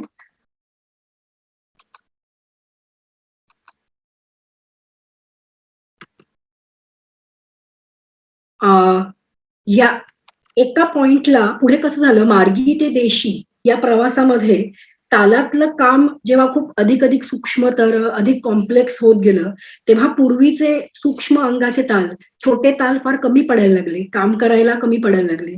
तेव्हा अधिक विस्तार वाढवावा तालांचा, या दृष्टीने तालांची लांबी चौपट केली गेली. जो आहे त्या तालांची लांबी, या अंगांची लांबी चौपट केली गेली. म्हणजे पूर्वी जो अनुद्रुत पाव मात्रेचा मानला जायचा तो आता 1 मात्रेचा मानला जातो. द्रुत अर्ध्या मात्रेचा मानला जातो. तो देशी अंग तो 2 मात्रेचा मानला जातो, अँड सो ऑन. एक उदाहरणादाखल फक्त एक कंपॅरिझन म्हणून करते की जो 3 ताल मार्गी पद्धतीनुसार एक लघु, एक गुरु आणि एक लघु होता, तो आता चौपट म्हणजे 4, 8 आणि 4 असा झाला. त्या 8 मात्रांच्या मध्ये विसर्जित म्हणजे खाली आपण दाखवतो. हे प्राचीन अंगानुसार अंग झालं की तालातील अंग. तर आजची अप्लिकेबिलिटी काय आहे अंग संकल्पनेची, तर आजच्या ताल व्यवहारामध्ये अंग म्हणजे विभाग, मुख्यतः विभाग, ताली खाली इत्यादी. सो तालाचे खंड त्याची डेफिनेट आयडेंटिटी दाखवत असतात. आपण काल हा प्राण बघितला तर तालाचा काल जरी सारखा असला तरी अंग वेगळे असले की तरी त्यात 2 ताल वेगळे होतात. जसं 14 मात्रांचा कालखंड, काल हा अंग समान आहे पण तरी 14 मात्रांचा धमार ज्याच्यात 5, 2, 3, 4 अशी अंग आहेत, जे विभाग आहेत. झुमरा तुम्हाला माहितीये 3, 4, 3, 4 असे आहेत, किंवा आडा चौताल 2, 2 मात्राचे 7. सो हे ताल 14 मात्र एवढ्याच काळाचे असले तरी त्या प्रत्येकाची आयडेंटिटी वेगळी आहे, ती त्यातल्या अंगांमुळे, विभागांमुळे. तसंच झपताल आणि सुरताल ह्याच्याबद्दलही बोलता येईल की 10 मात्रांचाच कालखंड आहे पण त्यातले अंग त्याची आयडेंटिटी वेगळी करतात. हा झपताल आहे आणि हा सुरताल आहे. सो आणि ह्या उलट एक अँटी उदाहरण पण देता येईल की जसं 3 ताल आणि आधा तिलवाडा की हे तसं म्हटलं तर 16 मात्राचेच ताल आहे पण त्याला ताल वेगळे न म्हणता आधा तिलवाडाला त्याचे ठेक्याचं व्हेरिएशन, वेगळा ठेका मानलं जातं कारण त्याची अंग समानच आहेत, 4, 4, 4, 4 अशीच अंग आहेत. त्यामुळे अंग स्वतंत्र नसल्यामुळे एक स्वतंत्र ताल म्हणून आयडेंटिटी त्याला नाही दिली गेली. सो आजच्या ताल ऍप्लिकेबिलिटी अंगाची अशी आहे की म्हणजे वेगवेगळे विभाग जे तालाचं स्वरूप सिद्ध करतात, स्वरूप दाखवतात. त्याचबरोबर जसं तालाचं अंग आपण हस्तक्रियाने दाखवतो, मगाशी वैशालीताई म्हणाल तसं, तसंच तालाचं अंग दाखवण्याचं आणखी एक व्हिज्युअल स्वरूप म्हणजे नोटेशन सिस्टीम. नोटेशन सिस्टीम म्हणजे आपण जे भातखंडे पद्धती किंवा पलुस्कर पद्धतीतून आपण जे नोटेशन करून दाखवतो तेही आपण अंगच दाखवत असतो तालाची, की थोडक्यात आपण तालाचं संपूर्ण स्वरूप काही चिन्हांमधून स्पष्ट करत असतो. सो एक अजून एक ऍप्लिकेबिलिटी याची अंग या प्राणाची म्हणजे तालाच्या रचनेत जर अंग त्याची आयडेंटिटी बनवणारे आहेत तर त्या अंगाप्रमाणे पुढच्या रचनांचा विचार असावा असं काहीसं अपेक्षित. प्राचीन कालामध्ये म्हणजे मार्गी संगीतात तसं होतं किंवा नव्हतं आज आपल्याला माहित नाही, पण आज थोडंफार तसं अपेक्षित आहे की तालाच्या अंगानुसार त्याच्यावर ज्या रचना बांधल्या जातात त्या रचनामध्ये तालाच्या अंगांचा विचार केलेला असावा.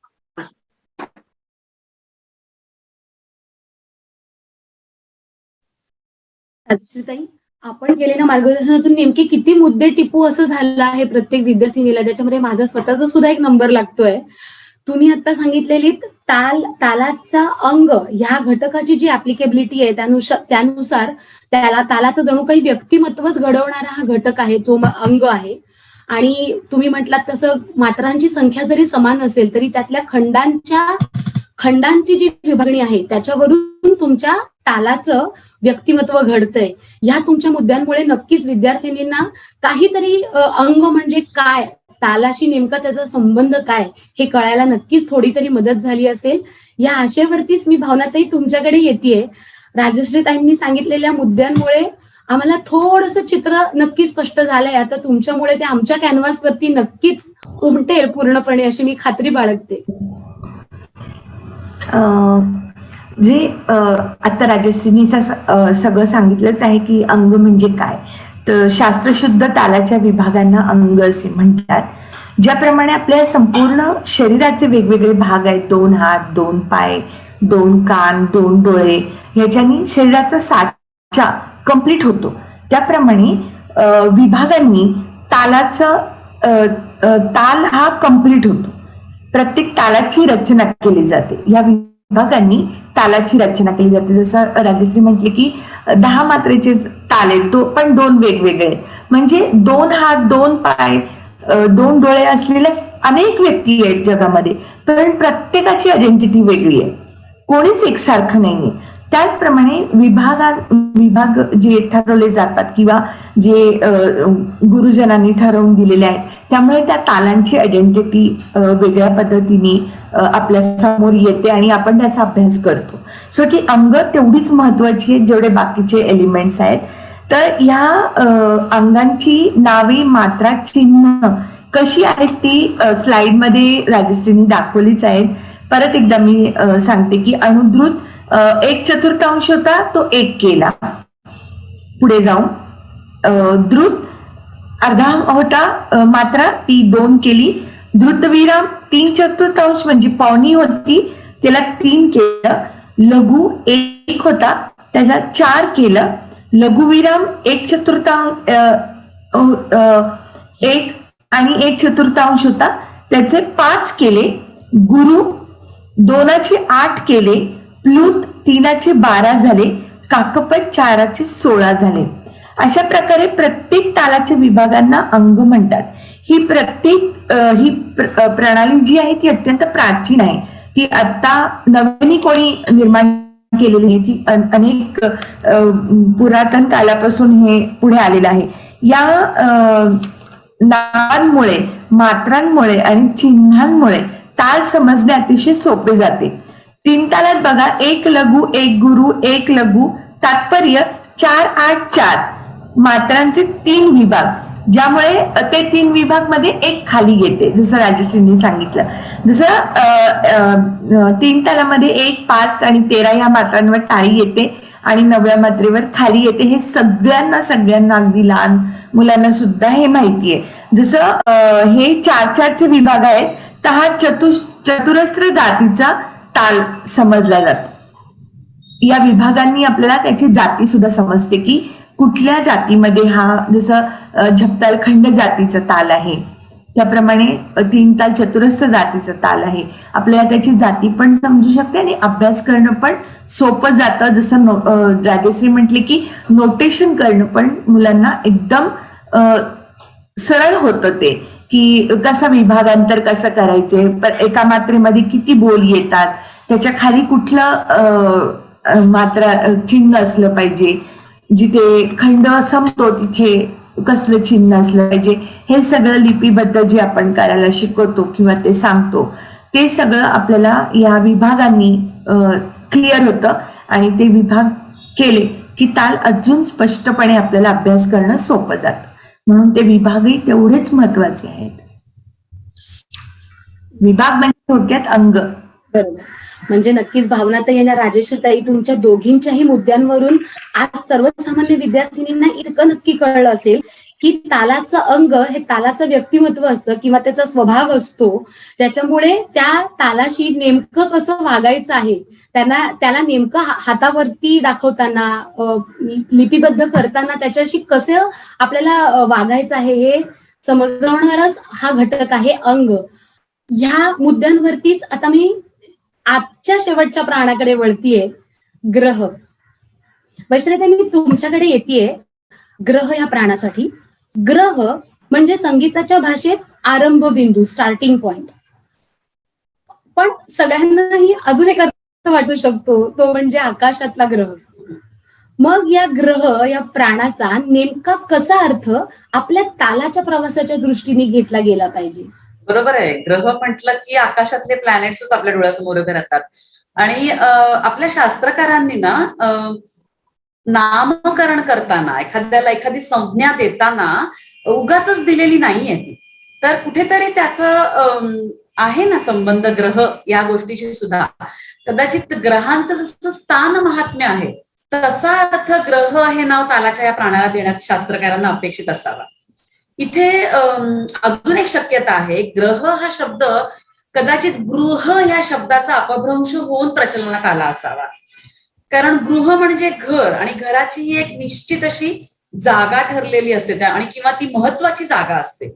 घर हे आपल्यासाठी एक महत्वाची जागा असते. तर त्यामुळे ग्रह म्हणजे घरासदृश एक अत्यंत महत्वाची सुनिश्चित जागा असं मला वाटतं. आणि आता संगीतात अशी सगळ्यात महत्वाची अशी जागा कुठली, तर तालयोगी पंडित सुरेशदादा तळवलकर, ज्याचं संगीतातील हायेस्ट इमोशनल पॉइंट असं वर्णन करतात ती सम, म्हणजे संगीतकारांच्या अतिशय जिव्हाळ्याचा विषय. आणि ह्या समेवर स्विफ्टली लँड होणं म्हणजे संगीत साधनेतला मला वाटतं परिपूर्तीचा क्षण.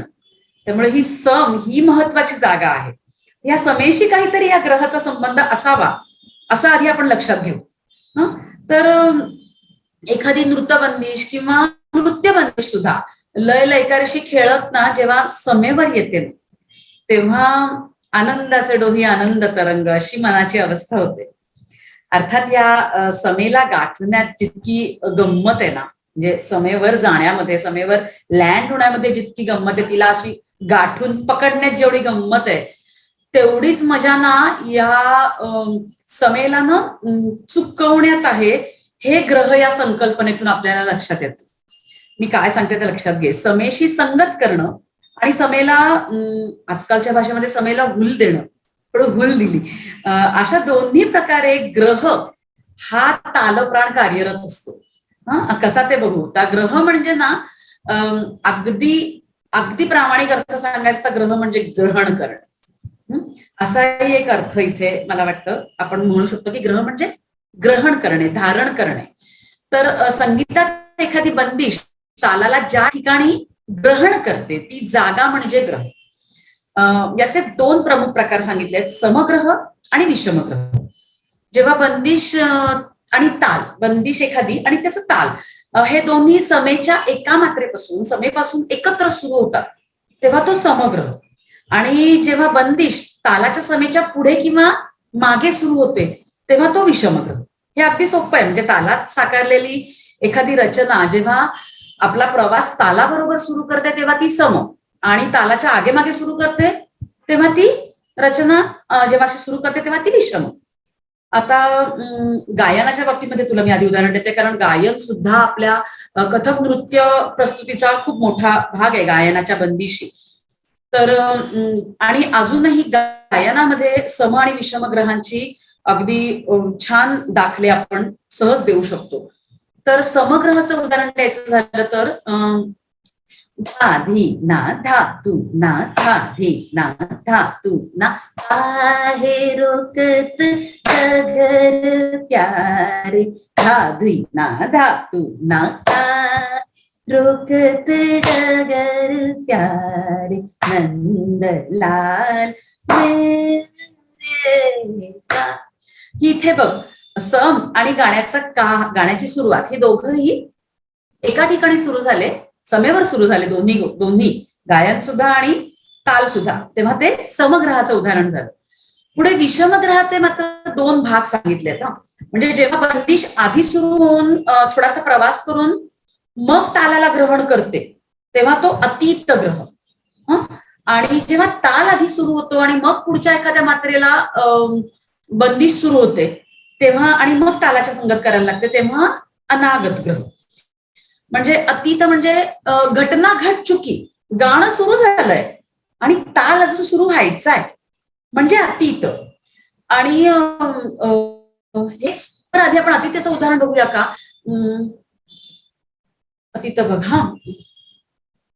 घटना घट चुकी, गाणं सुरू झालंय मग ताल येणार.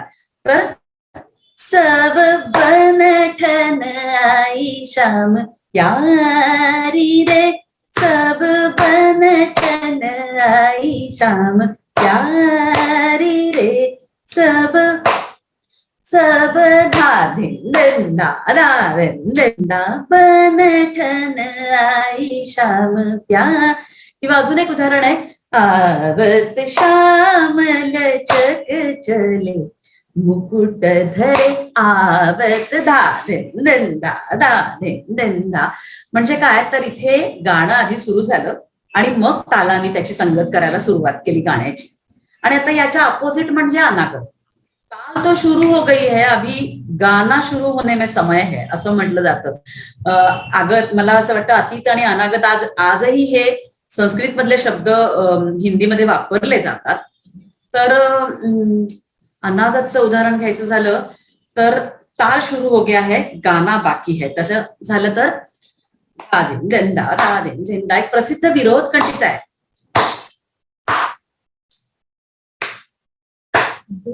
गोपाल वरण भई पूजे, बिन गोपाल वरण भई पूजे। धा धिन धिन धा धा धिन धिन धा धा तीन तीन ता तक धिन धिन धा धा बिन गोपाल। दुसऱ्या मात्रेला ही सुरू झालेली बंदिश आहे. आता ही आपण आतापर्यंत ठुमरीची उदाहरणं पाहिली, तर पण गायनातले इतर कंपोनंट सुद्धा म्हणजे तराणा म्हण, त्रिवट म्हण, चतुरंग म्हण, हे सगळे कथकसाठी महत्वाचेच आहेत. तर सितारा दिदींची एक खूप प्रसिद्ध त्रिवट आहे जी दुसऱ्या मात्रेला सुरू होते. दंदा दा दिन दंदा दा तीन तेंदा दा दिन दंदा दा दिन दंदा धा किडतक धुम किडतक क्रांत धा क्रांत धा धा धा किडतक धुम किडतक क्रांत धा क्रांत धा धा धा किडतक धुम किडतक क्रांत धा क्रांत धा धा धा. तर ती दुसऱ्या मात्रेला ही एक अनागत बंदिशीचं उदाहरण. आता हे झालं गायन किंवा नृत्य बंदिशी प्रस्तुत करताना. पण नृत्यबंदिशी जेव्हा आपण प्रस्तुत करतो तेव्हा ग्रह हा जो तालप्राण आहे तो कसा ग्रहण केला जातो, तर इथे ना नृत्यबंदिशी प्रस्तुत करताना ग्रह ही संकल्पना थोडी अधिक नाट्यमय झालेली आपण पाहतो. म्हणजे आधी काय होतं, बंदिश सुरू होताना आपण जो ग्रहांचा विचार करायचो, इथे काय होतं, बंदिश सुरू होताना समग्रहाने सुरू होते, पण जेव्हा समेवर लँड होण्याची शेवट अंतिम क्षण गाठून समेवर लँड होण्याची वेळ येते ना, तेव्हा विषमग्रहाच्या त्या अनागत आणि अतीत या संकल्पना इथे कार्यरत होतात. तर बंदिश संपताना समेच्या एक किंवा अर्धा मात्रा आधी संपली आणि मग तालाची सम आली की तिला अनागत म्हटलं जातं. आणि जेव्हा समेनंतर पण तालाच्या दुसऱ्या मात्रेच्या किंचित आधी किंवा त्याच्या आसपास बंदिश संपते ना, तेव्हा तिला अतीत म्हटलं जातं. म्हणजे इथे काय होतं, इथे अतीत म्हणजे जे घडून गेलंय म्हणजे सम आधी घडून गेली आहे, आणि अनागत म्हणजे जी घटना अजून घडायची आहे म्हणजे सम अजून घडायची. तर एक छोटस उदाहरण बघूया आपण. मला जरा दिंदा आधी मी अनागतचं एक उदाहरण म्हणते. धा दिन दिंदा धा पठण करते म्हणजे धा दिन दिंदा धा दिन दिंदा धा दिन दिंदा धा दिन दिंदा तिंता ता दिन दिंदा धीट धा के धा के धा के धत धत धुमकिट तक धा दिन ताकत धा दिन ताकत टिट गदी गन ना टिट धा धा धा धा गदी गन ना टिट टिट तगन धा के तक टिट धा धा तक धा धा धा तक धा धा धा तक धा धा धा धा दिन धा तिंता. समेच्या आधी तालाची बंदिश, तालाची सम म्हणजे ताल संपला आणि मग सम आली. आता मी ना हे आपण झालं परण किंवा ही पखवाजाची भाषा झाली. कथक बोलांची भाषा जर आपण बघायची म्हटली तर कथकची जी त थ आणि त थ अशी रूपांची जी भाषा आहे त्याची एक बंदिश बघूया. एक अनागत रचना पुन्हा एकदा सांगते. धा दिन धा धा दिन दिन धा दिन तीन ता तक दिन दिन धा ता तत ता तत ता तत ता तत ता ता तत ता तत ता तत ता तत ता ता तत ता अन ता तत ता तत ता तत सॉरी 1 2 ता तत ता तत ता तत ता तत ता ता तत ता तत ता तत ता तत ता ता तत ता अन ता तत ता तत ता तत ता अन तत ता तत ता तत ता अन तत ता तत ता तत ता रा नंदा नंदा तिंता. आता हीच रचना ही आता अनागत झाली. आता हीच रचना आपण अतीत करायचा प्रयत्न करूया. दिन धा धा दिन दिन धा धा तीन तीन ता तक दिन दिन धा ता तत ता तत ता तत ता तत ता ता तत ता तत ता तत ता तत ता तत ता अन ता तत ता तत ता तत ता अन तत ता तत ता अन तत ता तत ता तत ता. आणि मग दुसरी मात्रा. तर मला वाटतं ही काही छोटीशी उदाहरणं होती की प्रत्येक टीचर आपल्या म्हणजे प्रत्येक गुरु आपल्या स्टुडंटना अशा प्रकारची उदाहरणं सांगत असतो. तर अतीत आणि अनागताची ही उदाहरणं. आणि पण ग्रह या संकल्पनेतून कथकचं सौंदर्य किंवा तालाचं सौंदर्य आणि तालाबरोबर संगीताचं सौंदर्य खूप जास्त बहरून आलंय, वैविध्य आलंय, त्याच्यामध्ये व्हरायटी आली आहे आणि मजा आलाय असं मला वाटतं.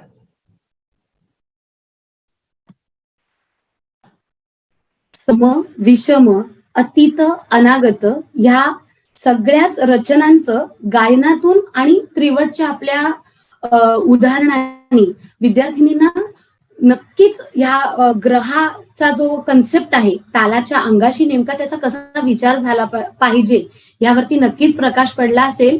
आता ह्याच मुद्द्यांवरती मी भावनाताई तुमच्याकडे येतेय की ग्रहाचं नेमकं वेगळेपण तुम्ही काय सांगू शकाल? आता खरं सांगायचं तर वैशालीनी अगदी स्पष्ट जे ग्रह कसं असलं पाहिजे ते एकदम क्लिअर करून सांगितलंय. त्याच्यामुळे त्याचं विशेषता काय असली पाहिजे हे मला वेगळं सांगायची खरं बघायला गेलं तर आता काही जरूरच वाटत नाहीये. पण तरी सुद्धा मी एक हे सांगते की घर आपल्यासाठी किती महत्वाचं असतं. सकाळपासून आपण कुठे कुठे जातो, शाळेमध्ये जातो, कॉलेजमध्ये जातो, ऑफिसला जातो, सिनेमा बघायला जातो, काय काय करतो, पण ऍट द एंड आपण येतो कुठे? घरात. ते घर तालासाठी, घर म्हणजे ग्रह हे तालासाठी अत्यंत महत्वाचं आहे. जसं ही वैशालीने सांगितलं की सम, विषम, अतीत आणि अनागत ह्या चार गोष्टी ह्या तालासाठी खूप महत्वाच्या मानल्या जातात आणि ते सगळं करताना आपण अगदी घरातच जाऊन पोहोचतो. मग भाई ते अतीत असो किंवा अनागत असो तरी सुद्धा आपण समेच्या जवळपास पोहोचलेलोच असतो किंवा समेला टच करून गेलेलो असतो.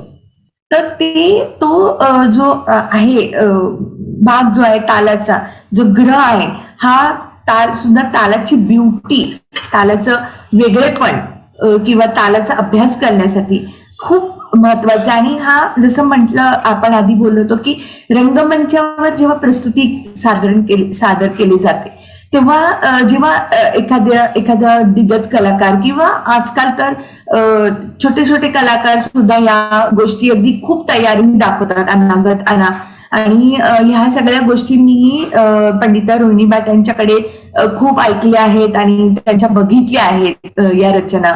जसं वैशालीने आता चिजा म्हणून दाखवल्या किंवा काय, तर ते इतकं बघायला आणि समजायला जेवढं कठीण आहे, पण ते जेव्हा कलाकार स्टेजवर सादर करतो तेव्हा त्याची ती सौंदर्य, त्याची ती मजा, तो ताल देताना तिथे ताल अरे निघून गेला आणि मग परत आपण तिथे उतरलो किंवा तिथे लँड झालो. हे एक जे आनंद आणि ते सौंदर्य आहे ते एक हे ग्रह ह्याच्यासाठी खूप महत्वाचं आहे. बाकी वैशालीने सगळं क्लिअर करून सांगितलंय की तालाच्या प्रत्येक गीताच्या आरंभिक स्थानाला ग्रह असे म्हणतात. त्याचे 4 भेद सांगितलेत पण ते मूळ 2 आहेत, सम आणि विषम. आणि विषम मध्ये अतीत आणि अनागत असे सांगितलेले आहेत त्यांनी. तर जे आता वैशाली बोलली तेच परत एकदा मी सांगते, बघूया. जेव्हा गीताची सुरुवात तबल्याबरोबरच केली जाते त्याला समग्रह असे म्हणतात.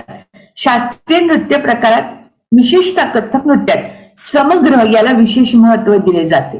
कारण तबल्याची सम आणि कथक नर्तकाची सम, हार्मोनियम प्लेअरची सम ही जेव्हा एकत्र येते आणि एकत्र ते जेव्हा तिथे दाखवतात आणि ते जेव्हा जे प्रेझेंटेशन असतं ते इतकं इम्पॉर्टंट आहे आणि ते आपण लहानपणापासून मुलांना ते शिकवतो आणि जेव्हा ते मोठे कलाकार होतात तेव्हा त्या समेचा आनंद स्वतः घेतात आणि प्रेक्षकांना भरभरून देतात. ती सम म्हणजे ग्रह, तो पहिला एक आहे. विषम मध्ये जेव्हा गीत व ताल मागे पुढे सुरू होतात जसं वैशालीने सांगितलं तेव्हा त्याला विषम ग्रह असे म्हणतात. या विषम ग्रहाचे 2 भेद आहेत, अतीत ग्रह आणि अनागत ग्रह. जसं वैशालीने म्हणून दाखवलं किंवा उदाहरण दिलं याचं अनागतचं, मी एक उदाहरण एक बंदिश छोटीशी मला जी कळली किंवा मला जी समजली ती मी म्हणून दाखवते. 3 तालामध्ये 16 मात्रा. धादिन देंदा धादिन देंदा धादिन देंदा धादिन देंदा धादिन देंदा धादिन देंदा धादिन देंदा धादिन दें तिदारिन तिदाले तक तक तक तक तक तक तक तक तक तक दाती दान दा दा दान दा दा दान दा धा धादिन देंदा धादिन देंदा धादिन देंदा. ही वैशाली ओके माझा इश्यू होता, माझं अडकलेलं म्हणून मी अशी बघत होते. ओके ओके ओके ओके तर ही 3 तालातली एक मी छोटीशी रचना केली होती, ती मी म्हणून दाखवली. एक अतीत ग्रहाची एक बंदिश आहे, जी पुरुदधीच्यांनी रचित केली होती, त्यांनी सांगितली होती. त्याची ती पण 3 तालामध्ये आहे. धा दिन दिन दा धा दिन दिन दा धा दिन दिन ता ता दिन दिन धा दिन दिन दा धा दिन दिन दा धा दिन दिन ता ता दिन दिन दे दे तक दे तगिन देता तगिन देता दे देता गिगी ते टिकट गदिगिन दा दा ते टिकट गदिगिन दा दा ते टिकट गदिगिन दा दा दा दिन दा दा दिन दा दिन दिन ता ता दिन दिन दा. सो एक छोट्या छोट्या असतात बंदिशी, आणि त्याची मजा घ्यायची आणि त्याचा आनंद द्यायचा, हे आपलं मूळ काम असतं. आणि ते तालाच इतकी सगळे घाबरतात. म्हणजे मी हिला सुनीलाला फोनवर पण बोलले होते की तालाचा अभ्यासाला किंवा तालाबद्दल काही बोलायचं झालं की विद्यार्थी आधी घाबरतात की तालाच्या दशप्राणांबद्दल आम्ही काय बोलायचं, हे त्यांना आम्हाला काय वाचलं तर आम्हाला काहीच समजतच नाहीये. पण जेव्हा आपण हळूहळू ते वाचतो किंवा त्याचा अभ्यास करतो, जरुरी नाहीये की प्रत्येकाला मोठ्या गुरूंचं मार्गदर्शन लाभेल. म्हणजे सुरेश दादा आहेत किंवा रोहिणी भाटे आहेत, यांचं अशा लोकांचं मार्गदर्शन लाभेलच असं प्रत्येक विद्यार्थ्यांना शक्य नाहीये. पण जेव्हा ते जे नोट्स दिलेले आहेत किंवा जे लिहून ठेवलेले आहे ते वाचलं, त्याचा खोलवर अभ्यास केला तर आपण त्याचा खूप आनंद घेऊ शकतो. आणि मला असं वाटतं की या ग्रह याचा पण असाच आनंद सगळेजण घेऊ शकतील, आणि तालाचा अभ्यास करायला याचा खूप छान उपयोग होऊ शकतो. सुनीला, मला वाटतं यात एक थोडंसं मला एक ऍडिशनल पॉइंट ऍड करावासा होतो. नक्कीच नक्कीच नक्कीच. ग्रह म्हणजे ग्रहण करणे, हे वैशाली त्यांनी सांगितलं तसंच आहे. आपण लईवर प्रभुत्व दाखवण्यासाठी कलाकार हा अनागत किंवा अतीत बंदिशीच्या सादरीकरणाचा प्रयत्न करत असतं. तर हे ग्रहण करण्यात अजून एक अर्थ अपेक्षित आहे. बंदिश समेच्या अगदी अर्धा, जसं अतीत ग्रह असेल, अनागत ग्रह असेल तर समेच्या अगदी अर्धा किंवा पाव मात्रा आधी संपवायची आहे बंदिश. आणि त्यानंतर वैशालीताई म्हणाल तसं ती त्या समेला ओलांडून जाऊन पुढे तालात ती लँड कशी करते, पुढच्या आवर्तनाला ताल ग्रहण कसं करते, तोही ग्रह इथे अपेक्षित आहे. पण पुढच्या आवर्तनाला ती ताल जशा प्रकारे ग्रहण करणार आहे, त्यामुळे तो मधला ग्रह अधिक सिद्ध होणार आहे, अधिक हायलाईट होणार आहे. जसं ताई म्हणाल्या, समेला हूल द्यायची आहे पण समेचा अनादर नाही करायचा आहे. समेला वळसा घालून अशा प्रकारे पुढच्या आवर्तनात लँड व्हायचंय की त्या मधल्या समेचं सौंदर्य अधिक द्विगुणित होईल. तर हे लँड कशा प्रकारे करता येईल असे 1-2 प्रकार मधून दाखवू इच्छिते. 3 ताल मधलीच अनागत, मी म्हणत जसं समेला वळसा घालून पुढच्या आवर्तनात अशा प्रकारे लँड व्हायचं की तो अनागत ग्रह सिद्ध व्हायला हवा. धा धिन धिन दा धा धिन धिन दा धा धिन धिन दा धा धिन धिन ता घेना घेगे धेन तर ता किट ता किट गिंगर धा तान धा तत किट गिंगर धा तान धा किट गिंगर धा तान धा किट गिंगर धा तान धा धिन धिन दा धिन धिन दा धिन धिन दा धिन धिन दा धा धिन दा. एक आणखीन एक प्रकार ग्रहाचा अजून एक अर्थही की ग्रह म्हणजे धारणा, समजूत करून घेणे, ग्रह करून घेणे आपण म्हणतो. तर समेच्या अर्धा पाव आधी मात्रा आपण जी बंदिशीची सम दाखवतोय, बंदिशी तिथे संपवतोय, ती अर्धा मात्रा आधीच्याच पॉइंटला तीच सम आहे असा ग्रह करून घेणे, आणि मग तीच सम धरून पुढचं अख्खं आवर्तन त्याच समेनुसार ऑफ बीट जाणं आणि मग त्याच्या पुढच्या आवर्तनाला लँड करणं ऑन बीट. ह्या एक प्रकाराचंही उदाहरण दाखवते. तबलावादक श्री सिद्धेश कामत सर यांची बंदिश आहे. बारीक मुद्दा, सूक्ष्मतम रूप दाखवायचं असल्यामुळे, सूक्ष्मतम रूपाशी खेळायचं असल्यामुळे अनागत अतीत बंदिशी मोस्टली द्रुत किंवा मॅक्स मध्यमध्ये, विलंबित मध्ये सूक्ष्मतम रूप फारच मोठं असल्यामुळे त्यात सादरीकरण कठीण, मध्यलयीत सादर करतात. धा तीन तीन ता आता घेन घेन धा ट्रक धेत घेगे ते घेगे धेन घेगे ते घेगे धेन तकिट धिक धातिक तत धिन तरान कत तरान धेत्ता त्रकत तगीन धा धेत्ता त्रकत तगीन धा धेत्ता त्रकत तगीन धा धिन धिन धा धिन धिन धा तिन तिन ता धा ये तधा धा. सो अशा प्रकारे ग्रह सिद्ध लँड अधिक ग्रह तो सिद्ध होतो. एवढं.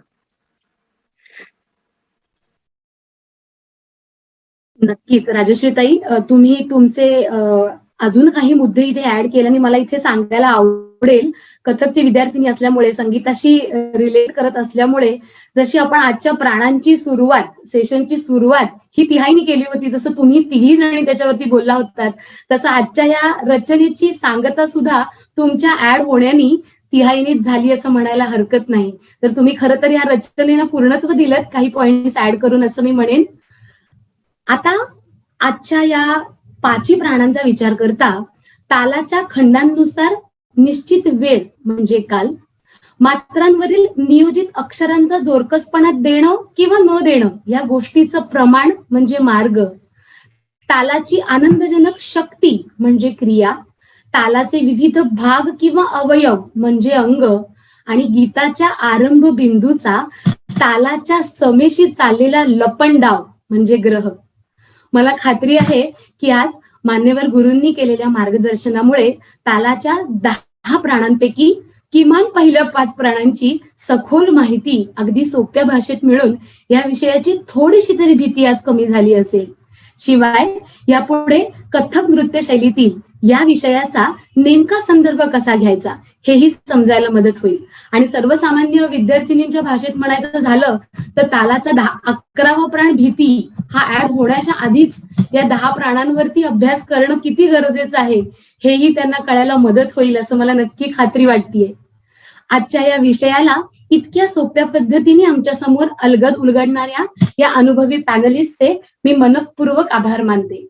या उपक्रमासाठी झटत असलेल्या मंजिरियन श्रद्धा भिडे, अमृता साळवी, प्रिया जळगावकर, ऋतुजा कुलकर्णी आणि समस्त मंजिरियन्सचेही मी आभार मानते. मनात स्वातंत्र्य, शब्दात सामर्थ्य, मनात स्वातंत्र्य, शब्दात सामर्थ्य, रक्तात शुद्धता, आत्म्यात गर्व, अंतःकरणात उत्साह आणि संगीताची श्रीमंती असलेला माझा हा देश आहेच महान. आजच्या या प्रजासत्ताक दिनी म्हणूनच शपथ घेऊन जपू गौरवशाली तिरंग्याचा मान. आम्ही मंजिरियन्स नृत्य स्पंदने हितगुज कलेशी या मासिक उपक्रमातून तालाच्या पुढील 5 प्राणांचाही अभ्यास येत्या पुष्पात म्हणजेच तालाचे दशप्राण भाग 2 मध्ये लवकरच घेणार आहोत. पुन्हा एकदा मान्यवरांचं, तुम्हा सर्व रसिक प्रेक्षकांचे मनपूर्वक आभार मानत मी आज इथे स्वल्पविराम घेतेय. भेटूया लवकरच. तोपर्यंत जीते रहो, रियाज करते रहो.